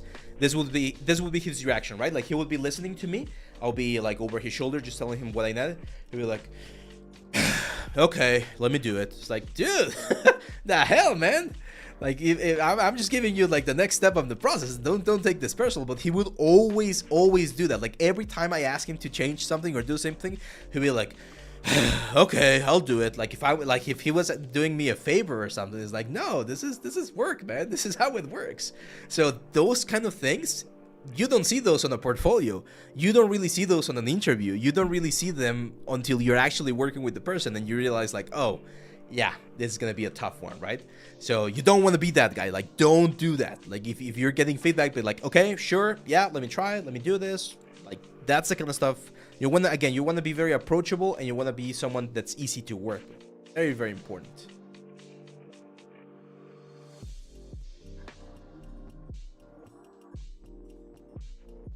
Awesome. So I'm just gonna add a new material, like a clay render stuff. So people were asking about this on the Discord. How do you do a clay render? Here you go. Clay render in 1 minute. You assign a material that looks like clay. It could be yellowish, it could be greenish, like whatever you want. I recommend you keep the values or like at the midway point and not too saturated so that it's not too distracting. If you want, you can have multiple sort of like values on your clay render. So for instance, what I can do here is I can change the value to a darker value and add that darker value to some of the elements like the pillars, right? That way you have a little bit of a differentiation between the different elements without really destroying the fact that we're still working in clay render. So that's perfectly valid. And then one of the things that you want to do is you want to play with the glossiness so that you do have a little bit of a shine, right? Like clay usually has a little bit of oils or things like that, but not too intense. I like to use, here for instance, we can use subsurface scattering, but keep the scatter depth low so that's not too intense. And that's it. That's the basic setup for your clay render. Then, of course, we go into ray tracing mode, for instance, and we start adding lights. What are the lights that I recommend? As you guys know, usually the very famous 3-point light setup works. So we have a main light. It's going to be the main sort of like direction light for our object. This should describe most of your form and most of your elements. Make sure to keep the diameter of the light a little bit high so that the shadows are not extremely sharp. They get like a little bit of a soft shadow. Then you can use the sky to create a little bit of a field light, right? That way with the field light, not every single shadow is extremely dark. And finally, you go to the opposite direction, usually the opposite direction of your key light, and you add another light that you can sometimes color. For instance, we can make this a little bit blue. Like a cooler effect right there. Also make sure the diameter is a little bit up, and that becomes your rim light. Okay, so the rim light is going to separate your element from the background. It's usually at the opposite side, either of the key light or of the camera. And by doing those three things, you're going to be able to have a very nice sort of like presentation, right? 3 simple lights: main light or key light, rim light, and field light. And with that, it's like in Mexico we say la vieja confiable. It's like the old thirstworthy like technique that you can always use to get something that looks clean. Such a simple one, okay? Colin Mango says, start ask questions on the whips if you get stuck, or ask if you fail, you will still learn a lot. Yeah, that's another great one. Crix, here's another advice, and this is for everyone, guys. It's an important one. When you're working on a project with a client and you're stuck, I always use the following methodology to be as professional as possible, and also be, or what's the word, like be as efficient as possible. This could be while working on the studio. Like, let's say you're working in the studio and they give you a task and you're stuck on that task. Of course, it feels horrible to be stuck and not know what to do. So what you do first, you take 5 minutes, 5 to 10 minutes at most, to try to Google the solution. Try to Google a way out of that particular element. Maybe you don't know how to model something, you don't know how something works or how to connect a specific element. You Google for 5 to 10 minutes so that you at least know that you tried, right? If after 5 to 10 minutes you don't know what to do, scale it. Immediately scale. What does that mean? Immediately tell your lead, or tell a fellow coworker of yours, or the client, like just say, hey, I'm stuck with this. I tried Googling the solution, or I tried looking for some solutions, but I really can't figure it out. Can you help me? Or what would you do in my situation? And then you get the feedback. And very importantly, make sure you write that down or really study it, so that the next time that it happens to you, you don't have to be the guy that goes and tells it. Again, I'm going to tell you another story. This happened to me the first time that I was working as a freelance. They told me to download a software that's called... Oh man, now I forgot the name of the software.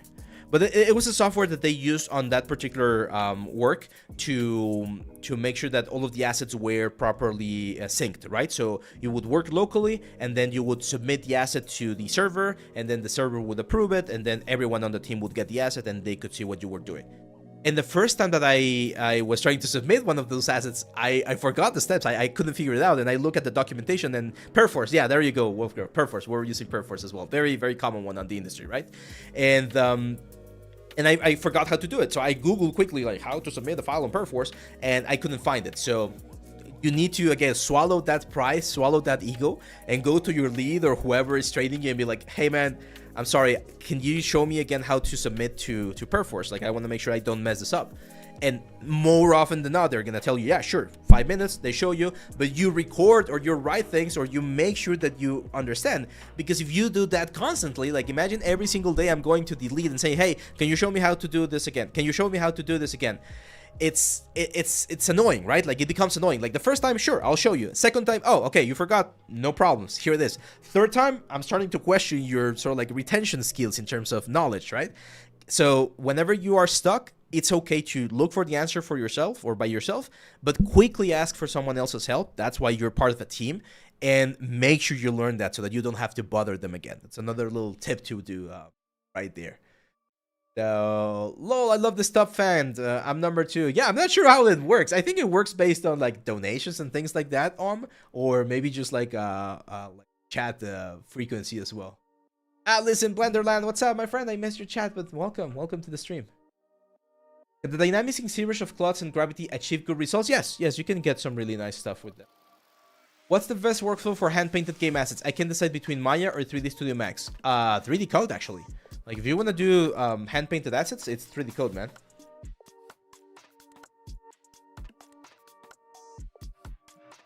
Oh, awesome, Crix. That's a great question. What if they ask me to do something that you're not familiar with?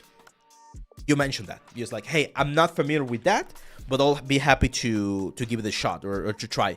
Would you give me any suggestions? Like, how should I start? I'm gonna mention a anecdote back in the day. So I've mentioned this before. The first game I've ever worked on, it was this game called Wetopia. It's an old game. It's discontinued now. It was on Facebook. It was a big thing back then. It was like a competition to Farmville. You guys remember Farmville? And the studio that I was at, we were doing this. It was 3D, but everything was rendering sprites. So at the end of the day, we were doing Maya, I believe, and we render everything in PNGs, and then the programming was done with sprites.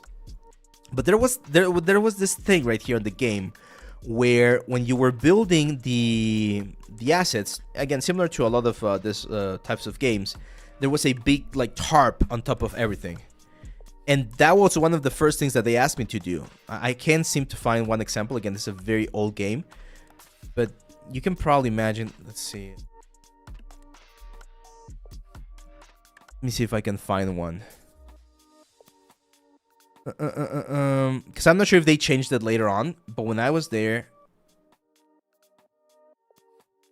whatever. So the point is, you were, I don't know, let's say you were going to build like this thing right here, one of those like buildings. So what would happen is you would click on it, and then there was the silhouette of the building and a big tarp on top of it. And my lead came to me as like, hey, we need you to do an animation where the tarp, sort of like if a magician is grabbing something and he grabs this thing and sort of like the tarp goes away. And it was like, dude, I've never done dynamics before. I'm a modeler. What the hell? It's like, yeah, that's what we need to do, and you're the only one who has got availability at this time, so you're gonna do it. It's like, okay, how should I try doing it? Like, give me a little bit of that. That's why I told him. It's like, oh sure, I'll give it a shot. Just what would you recommend me doing? He's like, try using Encloth. And at that time I had to do all this sort of like simulation with Encloth, and I had to add a constraint, and he gave me this is the sign of a good place where to work at. He told me, I'm gonna give you 2 days to figure this out before we start working on the actual assets. So I was paid for 2 days to just do research, the famous research and development, right? So I did my research, I figured out how to do it, I did some tests, they liked it, and then I started working on the assets, and it worked. It was a good solution to that thing. But it is very common that you're going to be working a job and you're going to get things that you're not familiar with. Maybe you're a character artist and they're going to ask you to do haircuts, and you've only done haircuts once. It's like, oh man, well, sorry, you're gonna have to figure that on the spot, on the job, and learn from that. That's what I was talking about or mentioning when about if you're working a job and you get a task that you're not very familiar with in your free time.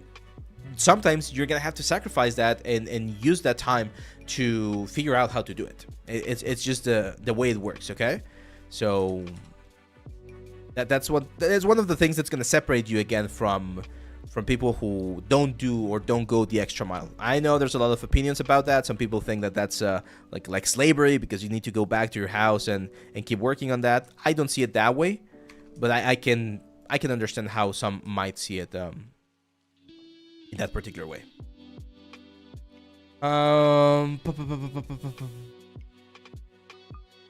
Yeah, that's Perforce. See, people say Max is superior to Maya in modeling. See, I like to call myself a software agnostic kind of guy. So I'll work in whatever software you give me. If you tell me that I need to model in Max because that's what the company is giving me, I'll learn Max and I'll use the tools that it has. Every software is good for certain things. Every software is good for another things or for other types of things. So I don't recommend that you take sides and be like, oh, this is the software that you should use, and if you use anything else, you suck. No one benefits from that. There are some tools in 3D Studio Max that are really good that Maya doesn't have. There are some tools in Blender that Maya doesn't have. There are some tools in Marmoset that Substance doesn't have. There are some tools in Substance that Marmoset doesn't have. So every single software will have pros and cons. It's better, and this is what I've always said, it's better if you think of this as tools, right? Like the more tools you have, the more flexibility you're also going to have, and the more results you're going to be able to provide. I would say that's like one of the end goals that every artist should have. Be able to see all of the softwares as tools. Okay, let's do like the famous knots that we see here with the wood.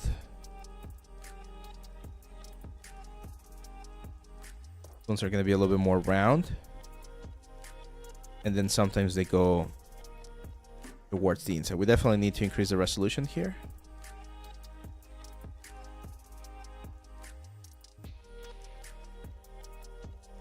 Also, in that same company, one of the students from different batch from my same institute is working full-time. I don't know him much, but I hope he's pretty chill. Yeah. Here's another little tip that I can give you, and this applies to, of course, everyone. Remember that one of the most annoying things that can happen is if someone approaches you and he wants something from you, right? Like, who likes to be like approach that way. Like you're walking down the street and then someone approaches you, hey, I'm selling this and this and that's, like, oh no, thank you, thank you. Like you immediately reject someone that's just trying to sell you something. And this is something very funny because this is something that we see with the content. Like it's not the same. We don't get the same views and the same likes on content when I'm like promoting some like softwares or some things like the tablets and things like that than when I'm just like giving away free tips and free techniques, which again, it's understandable because no one likes to be approached in that specific way. But the point is, my point here is, if you are going to be part of that studio, Crix, it's very important that you get there not with the intention of landing a job after your internship. Like if that's your intention, people will immediately tell that you're like being very, I don't want to say ambitious, but you're being very obvious about that stuff. Your job, or again, your intention should be to do the best job possible, to meet people, but again, not meet them with the intention that they're going to be getting you a position later on. Just meet them for the sake of meeting them. Like maybe that's not going to be where you end up working after you finish your internship, and that's fine. But if you make good friends there, if you make good connections, then maybe a couple of years later down the line, you're going to be able to share a studio or to be part of a studio where you might find some of these guys. That happens a lot. Like you meet the same, even though I know that we're always struggling about finding work and things like that, we're still a very small industry. So you will see these guys again, even if you don't stay there. So it's important that you leave a good impression, and by leaving a good impression means that you're not, again, obnoxious, you're not what's the word, like a dickhead, pretty much, right? So you want to be someone cool to work with. Because this is another thing that people don't tell you about. It's very, very common that you make a good impression with someone, and later down the line, you get contacted by someone else, like a third person, and it's like, hey, this guy contacted me, or I'm looking for a 3D artist, and I got your contact from this other dude. And she's like, oh, that's awesome, right? Because you didn't even expect it to get that connection. So it's very, very important that you always are chill and play cool. Don't be weird, man. I know it sounds weird to say that because we as artists, we tend to be weird, but don't be too weird would be my suggestion. Don't be too weird.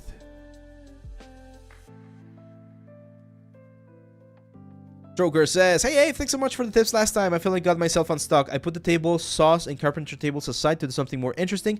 I don't know if you remember. Yeah, I remember now. But I wanted to tell you because I appreciate your advice. You are welcome, man. You are welcome. Glad it was helpful for you.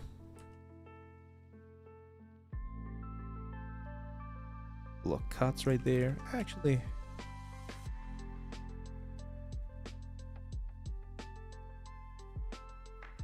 it's lock. And again, this lock, we can just do one. We don't need to do multiple. Be just weird enough. Yeah, that's right. Yeah. Be you. Be yourself, of course. Like, don't try to pretend to be someone you're not. But also, don't be too weird.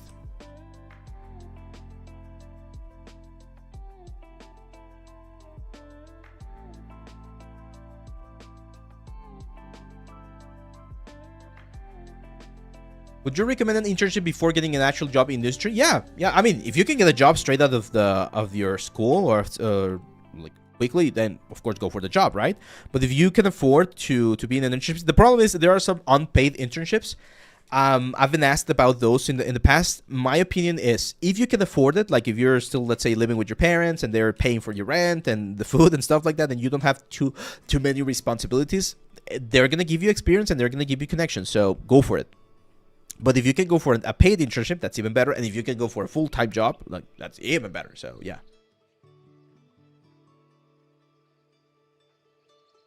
Yeah, I think that's a very normal feeling, Crix. When we're getting into any area that's unknown to us, we feel nervous. That's perfectly normal, perfectly human.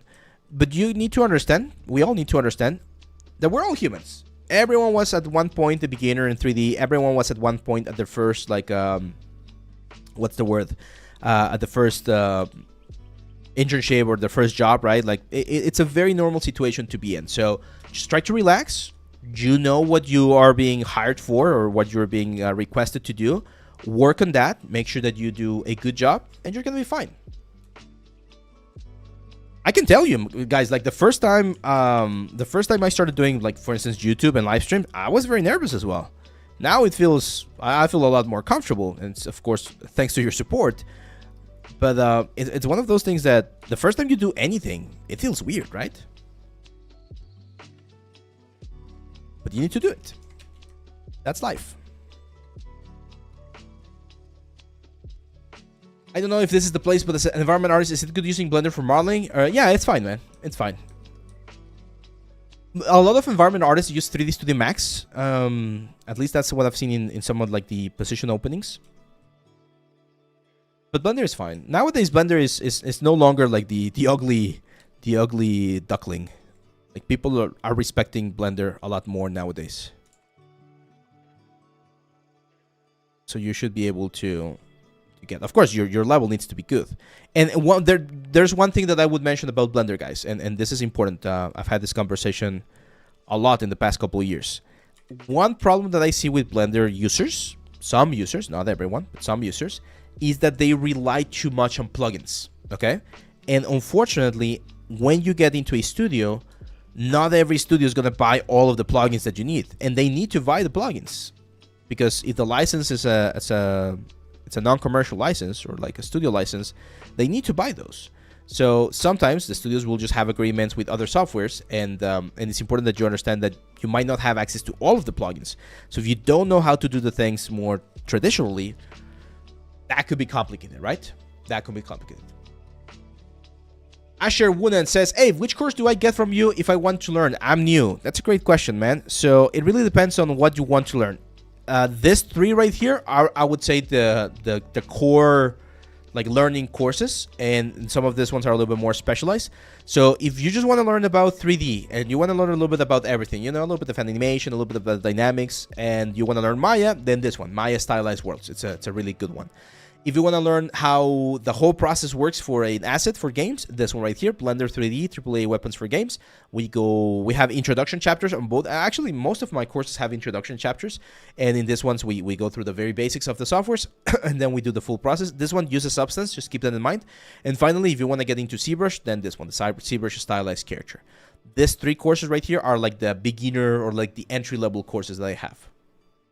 And then once you have those, you can specialize with more stuff over here. Yeah, I get a ton of clients, but I don't get any actual industry applications. That's usually very common nowadays. Mike Potheosis, that's a nice name. Unfortunately, since we've mentioned this before, the industry is in a little bit of a crisis right now. It's a lot cheaper for a lot of studios to hire, like, freelance contractors, because you don't have like a lot of time that you're going to be working with the person. So you know that if you just need them for 1 month or 2 months, that's it, and you're happy. That's it. But that's experience as well, man.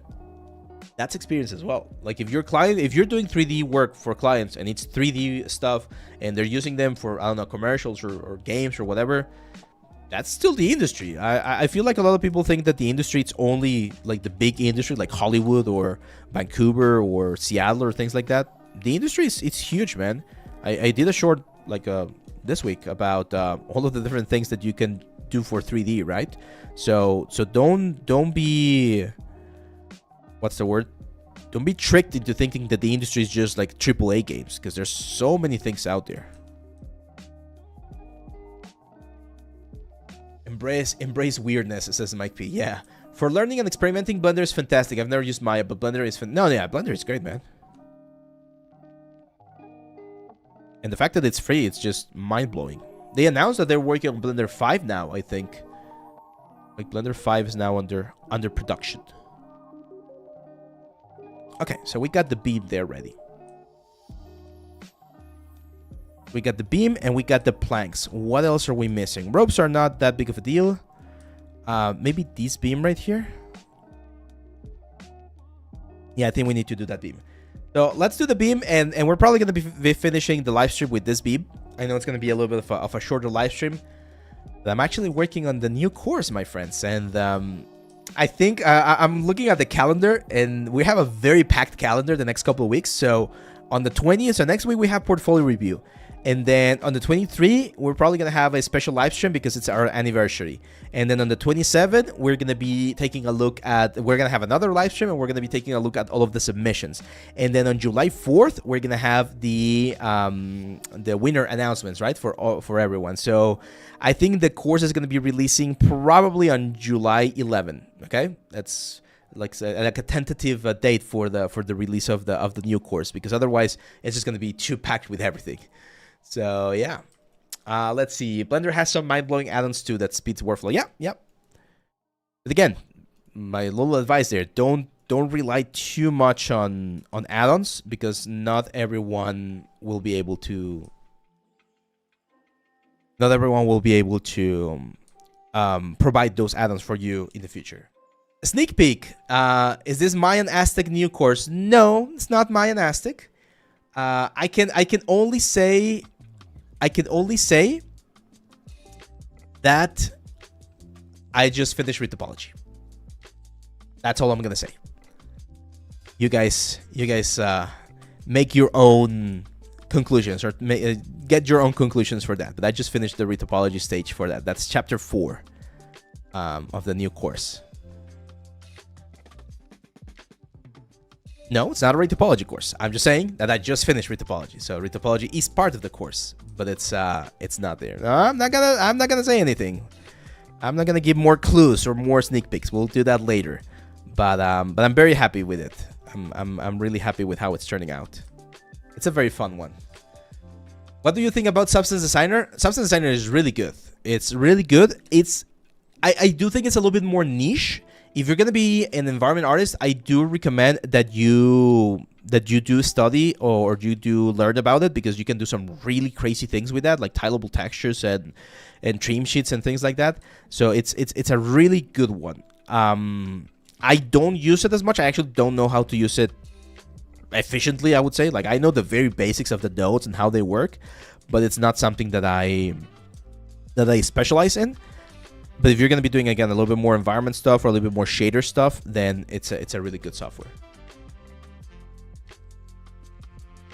Georgie says 100% character, because if it's a stage, then there probably will be rigging, animating, and stuff. You might be onto something, Georgie. You might be onto something.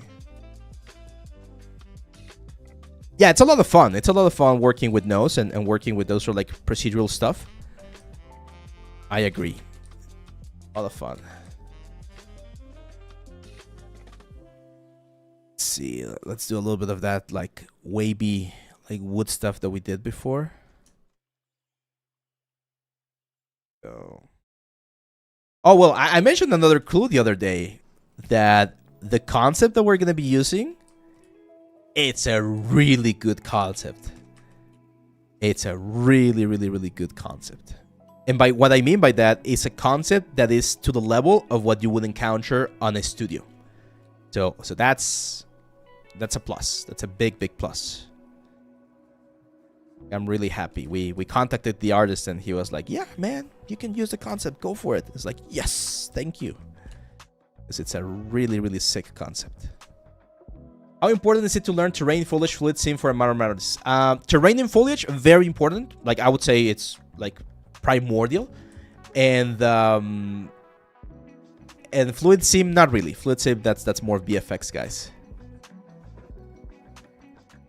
Do you have any advice? I know, Walker, I know, but you guys are gonna like it, because that's one of the feedbacks that we got from the courses. Some people were like, "Oh, it would be cool if we could have courses where we use things that you would actually use on the studio, right? Like on a more of a studio environment." Because some of the courses are more like exercise oriented, where we focus on learning the tools and the techniques, which is of course very important. But this one's more like studio focused. Like, hey, this is the challenge. This is what we're going to be doing. Let's go. No. I'm not going to show it just yet. Not going to show it just yet. Believe me, guys, I would love to show it to you. But I want to keep the secret for a little bit longer.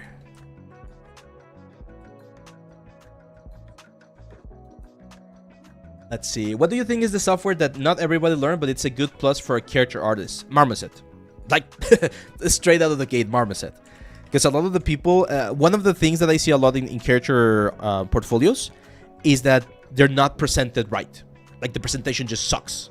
You might have a really good character, you might have a really good textures, you might have really good topology, which again you can learn in pretty much any software, but the presentation sucks. So if you know how to present your characters, you get so many more points. So I would strongly recommend any character artist and any prop artist for that matter to learn Marmoset. It's just that good.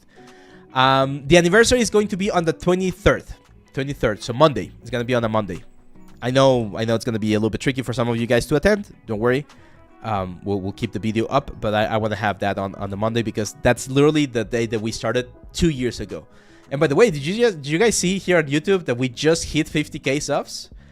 Just have 50k subs here on YouTube. We're halfway there to the goal. Halfway to the goal of 100k.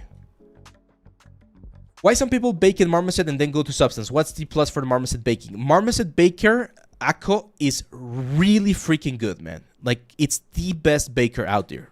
I've been trying bakers for the past 10 years. I've done bakes in ZBrush, I've done bakes in XNormal, I've done bakes in Substance, I've done bakes in Maya, I've done bakes in every single software you can imagine. And Marmoset right now has the best one because we have excellent control over each individual cage. We can decide how to which cages we ignore. We can paint specific vertices on the cage to push things up and down. So it's just like really, really, really good. It's just really good and really intuitive, I would say. Really, really intuitive. That right there. Right, there we go. Push that. Again, to get a sort of like similar effect to, maybe that's a little bit too much, to what we have on the other planks, right?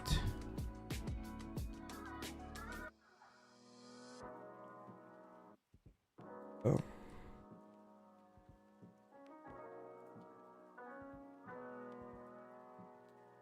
Very dynamic that. Sharpen the border a bit more. And Substance had Autobox, do you know? Yeah, it has Autobox, but and Substance is perfectly fine for simple assets, but especially when you're doing characters that have a lot of props and a lot of elements, having the specific control that you can get in Marmoset is just so good. And again, the fact that you can paint the meshes, it's just really good. Like, if you haven't tried it, I would definitely recommend you try it because it's an amazing software. I've been using Marmoset for like 10 years as well. Like back when it was like Marmoset 2.8 or something like that. Like, it was one of the first softwares that I bought. I actually have one of my first portfolio pieces was done with Marmoset. This one. But this render from 11 years ago. Wolf Girl with the gifts. Gifted subs. Thank you, Warful. Thank you very much. I always appreciate your support, my friend. Thank you, thank you. Really means a lot. And yeah, this one, I did this character 11 years ago. That's a long time ago. And 11 years ago, I used Marmoset for this one. I don't remember what version of Marmoset it was, but yeah, I've been using Marmoset for a long time.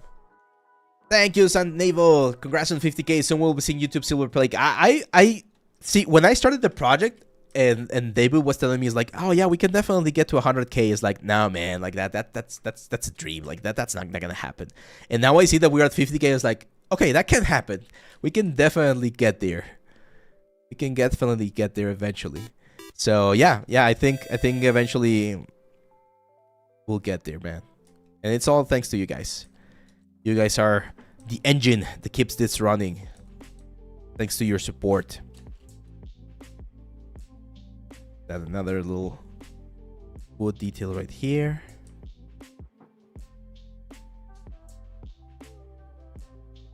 Yeah, when I started this 2 years ago, this channel, we started with, I think back then the channel had like 200 subs or like 100 subs or something like that. And then I made the announcement that I was starting it, and we grew relatively quickly to like 1k subs from all of the people that were following me in other channels. And now we're at 50k. That's amazing. 50K. Feels like nothing. Feels like we just started like a couple of weeks ago, right? We've had hundreds of streams, videos. It's so cool. And this is what I tell you guys. Like right now we're living in a day and age where there's so many opportunities out there for everyone. For everyone. We just need to have the right mindset, the hard work. Like a lot of people think YouTube is easy or like uploading content is easy. You guys cannot imagine how much time we invest in everything, recording, editing, getting the ideas. Like it takes time. It's not super simple. It's not super simple. I wouldn't say it's like extremely difficult, but I would say it's very time consuming. Like half of my day is YouTube and half of my day is the courses and half of my day is universities. It's a little bit of everything. I'm catching with next tooth. Yeah, I'm not sure how many they have right now, but when I left, we were at like 45. So we are now here in this channel higher than what we were when I was over there. So I think it's a problem with doing chains type object retopology. What's the problem, Aman? I might be able to help you. I would love to learn ZBrush for props, but I haven't found any courses. Do you have any suggestion? Yeah, there's this guy. I think he uses Blender, Elemensa. He does a lot of like hard surface, like really crazy hard surface stuff. Elemensa. I mean, we do a little bit of props in my Oni course. We do the swords, we do the bracers, the belts, but it's not really a props course. It's more like a character course. I need to do a props course. I think that would be a good idea. Like a complex prop. Something interesting.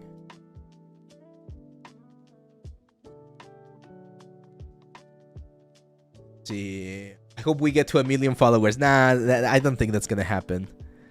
I don't know. I mean, if it happens, that would be great, right? But if you take a look at the channels, at the 3D channels in YouTube, I think there's only like 3 or 4 like content creators or channels that have over 1 million subs that are 3D related.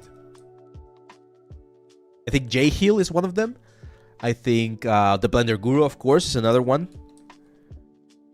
So the odds of getting all the way to 1 million are a little bit low. But 100K, I think we can get there. I think we can definitely get there. A couple more years and we should be able to get there. Yeah, Leal is an amazing artist. Amazing, amazing artist. And again, that's what I was mentioning. Like right now, we live in a time where you can learn from so many people, right? Like if you learn something from me, that's awesome. If you learn from Leal, that's awesome. If you learn from Blender Guru, that's awesome. So there's so many amazing creators out there. 1 million won't happen. Yeah, it's a dream. It's a dream. Let's see. We got a new little thing right there.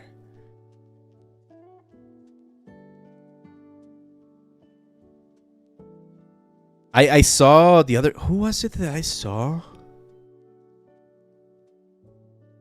I think it was. Unless I start dressing up, I'm gonna start doing like pool streams and things like that here on the dungeon. That should bring in some views. No, man.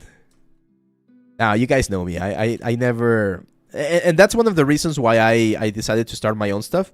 I want to have full control of what I do and what I don't do. So you're never gonna see me do something that I don't want to do.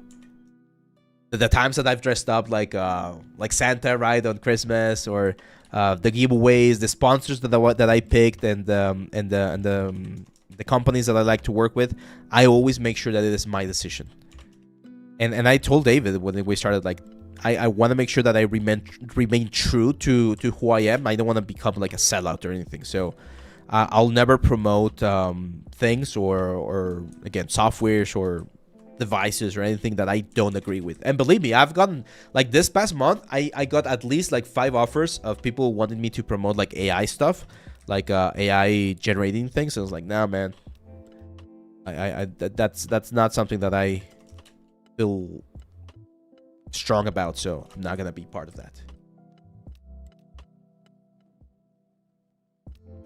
Oh yeah, no, dude, said Nabil, don't get me wrong. Like every single subscriber that I have, every single person that's on our Discord, every single like supporter, I thank everyone. Every time someone buys a course and I get the notification on my email, I know it's something like stupid that I do, but I literally thank them like out loud. Like I see the name, like I don't know, James, whatever. It's like, thanks, James. I hope you enjoy it. Like I know I'm not telling them directly. I know it's just something that I do, but believe me, I'm very grateful for every single person that is part of this community, because you guys are what allows this thing to keep going. It's thanks to you that we can do this. Cool. You guys want me to show you? We still got a little bit of time. You guys want me to show you a little bit of the retopology that I mentioned? Let me just send this to Maya. For instance, let's say we want to do retopology on this piece right here. Okay? We can do retopology everywhere, but since this is such a simple asset, we can do it here. So this is what I'm going to do. I'm going to live surface this. We're going to go to Quadro. And we're just going to draw this first big square right there. That's it. That's the retopology for that area right there.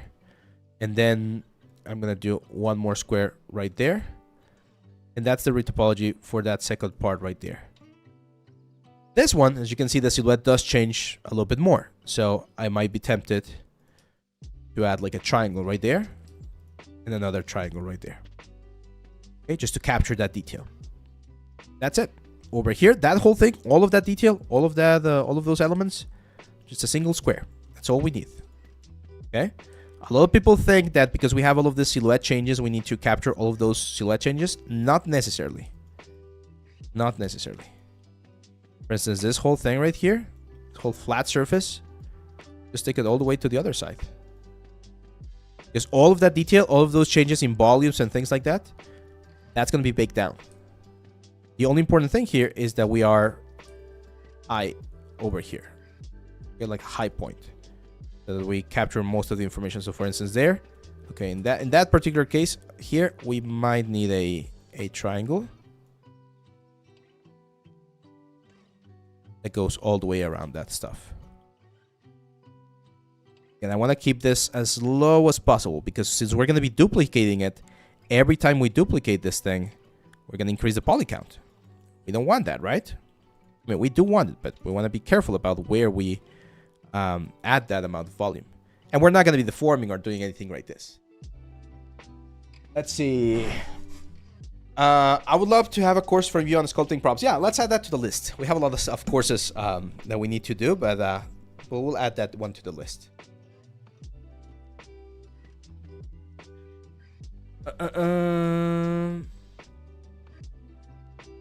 No crypto? No crypto.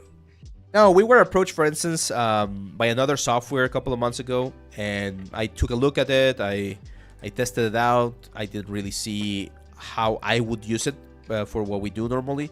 So I thanked them, and it's like, thank you very much, but I don't think we're a good fit. The other day, we were also contacted by a company doing, they were doing like online shopping, like selling just like random stuff. It's like, I don't think we're the best fit for you, my friend. Just honest. Like, there's no need to force it, right? If it doesn't match. So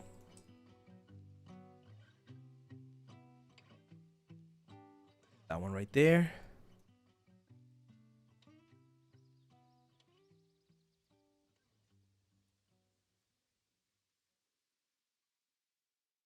Triangle that I mentioned.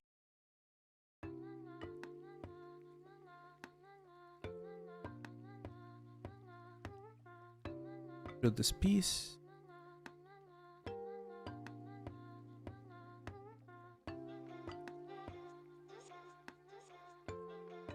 Down. Go. It's just welding here, so this point's gonna go right there.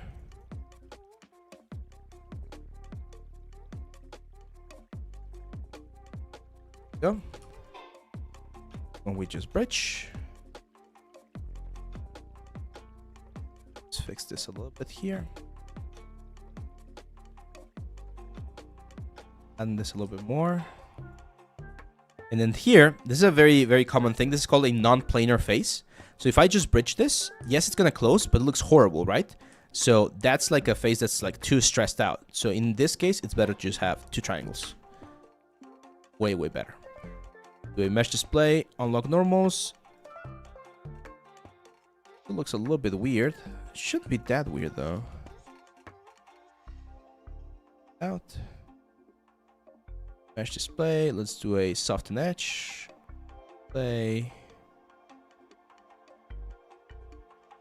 If I have an issue there, shouldn't be an issue. There we go. That's it. That's our plank. 32 triangles. Oh, it's a little bit higher than I wanted, but it's pretty much what we need. We can simplify it more, but I kind of want to keep a little bit of that silhouette right there. Did you finish your 3-point light setup? Yeah, I showed you this one, right? That one right there. Let me show you some bakes real quick here instead of marmoset. Someone was asking about that. Oh, let me close that. Abe, I have a personal question. Where did you know you're ready for working on the industry? Oh, you're never ready, and you never know. That's the truth to it. And you can see this again in every career. Go ask, for instance, a doctor when they finish their 5 years of study and they're doing their internship. Tell them if they feel ready to be a doctor, and most of the time they're gonna tell you yes, but no. they have the knowledge, but they're missing the experience, they're missing the practice. But you need to get there, and you're gonna mess up. That's the truth of it. Hopefully a doctor won't mess up like horribly that you kill a patient, right? But in our case, yes, you're gonna mess up. You're gonna have bad experiences, you're gonna fail some clients, and the best thing you can do is learn from that. Understand that, hey, it's part of the process. So I don't think you ever feel like completely ready. Every new challenge, every new studio, every new project is gonna be a challenge to you, but that's how you do it. Like you just gotta take a risk and do it. I know it doesn't sound like the best thing to to listen to or to hear, but that's the reality of it. So let me show you how we can check the bakes real quick for this thing, and with that we're gonna call it for today. So I'm gonna export this plank file, export selection. Let's call this plank A. And then this one right here, we need to get, of course, UVs. So I'm gonna do a very basic camera-based projection. And we need to cut some of the UVs, right? How do we cut the UVs in this thing to make it as easy and as simple as possible? We probably just cut it on the outside or on the bottom part. For instance, I'm gonna grab all of this like lower section of the planks. All of this thing right here. I'm gonna say UV, cut UV edges. And then for this to unfold a little bit nicer, I'm gonna grab the corners as well. It's a very common thing that we do with square elements. I'm gonna grab the corners, UV, and cut UV edges. And if I do that, and I do an unfold, we should have these 2 lines right there. Look at that. Beautiful, right? So top part of the plank and bottom part of the plank. Just 2 islands, very nicely unfolded. Let's just make sure that they fit our 1-to-1 space. And there we go. So we grab this one, file, export selection. For this as plank A low. Do we bevel edges after retopo? Not always, sometimes. You can do that. What is the best university study that helped me to be a 3D artist like you? Is it game design? I did take a diploma.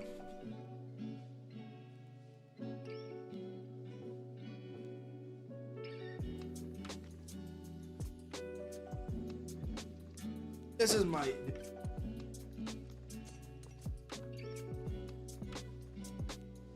the design or the program that I took. It was called Entertainment Design and Digital Production.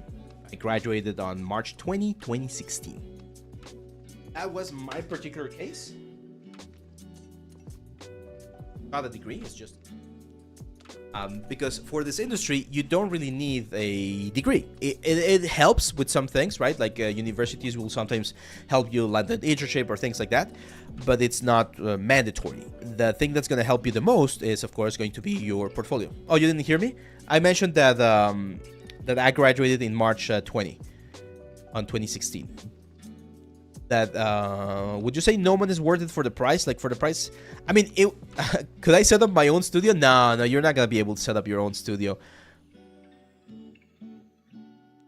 The thing is, nowadays, the industry has gotten so complex that it's very difficult to know everything, right? Like a single artist is very difficult to do.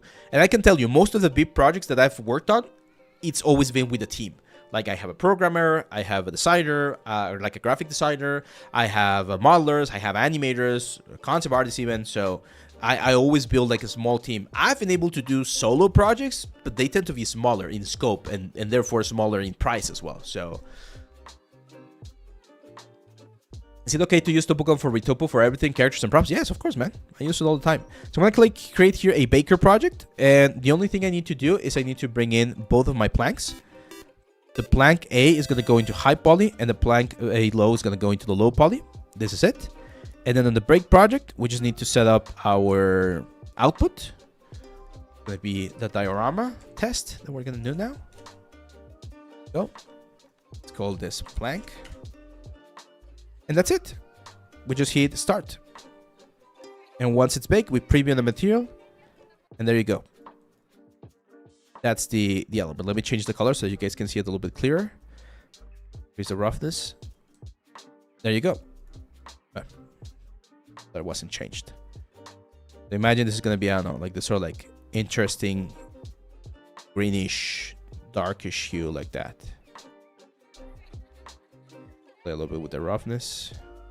Let me bake the ambient occlusion. So I'm going to go here to the bake project and just turn on ambient occlusion. As you can see, it bakes automatically right there. And just preview material. And there we go. Right? That's it. That's how baking works. As you can see, this bakes perfectly fine. Even though it's very low poly, when we see it from afar, if this is like a third-person game, it's just going to work very nicely. Let's see. We got some questions before we finish today's stream. Let's see. That's why it's important to build a community. Yes.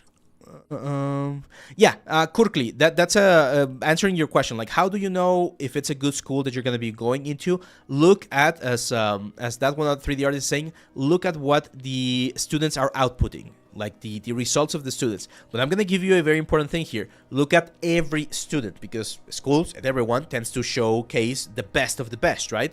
And there's the students that are not there at the end of the whole process. So depending on how much 3D you know before going into the school, you might be able to see like where you fall on those sort of like results. So make sure that you check that stuff.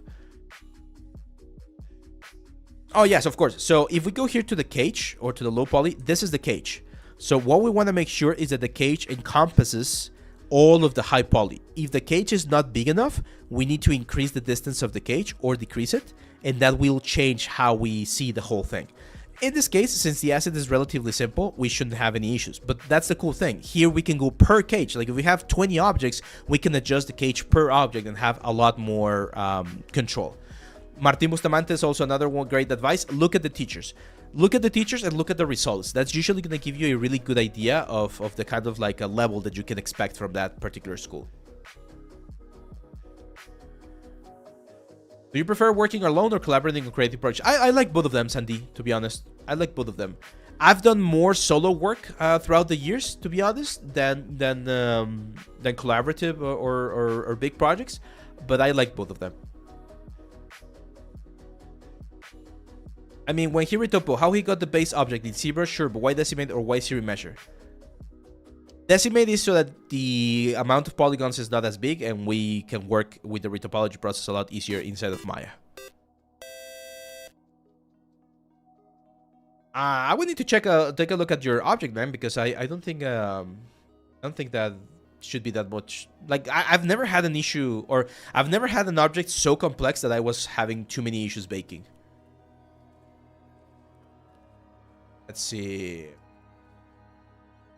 Indie games with 3 people is a nice start. Yeah, that works. ZBrush a must for stylized assets? I would say it is. Hola Calamancito. Hola Studio Bomb. Woody says, I'm currently in Think Tank. Yeah, I'm currently a mentor in Think Tank as well. And from the work that I've seen and the lessons that they teach, it's a good school. Okay, so yeah, man. Guys, that's pretty much it thank you for coming to this stream. I know it was a short one.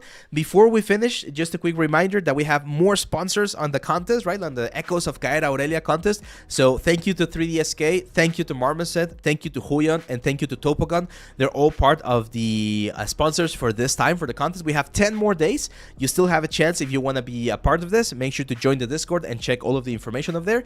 If you want to learn more about the 3D world, make sure to check the courses that we have here down on the description. And that's pretty much it. I hope you guys have a great weekend, and I'll be seeing you back very soon. Don't forget, always learning, always improving. Bye bye, guys.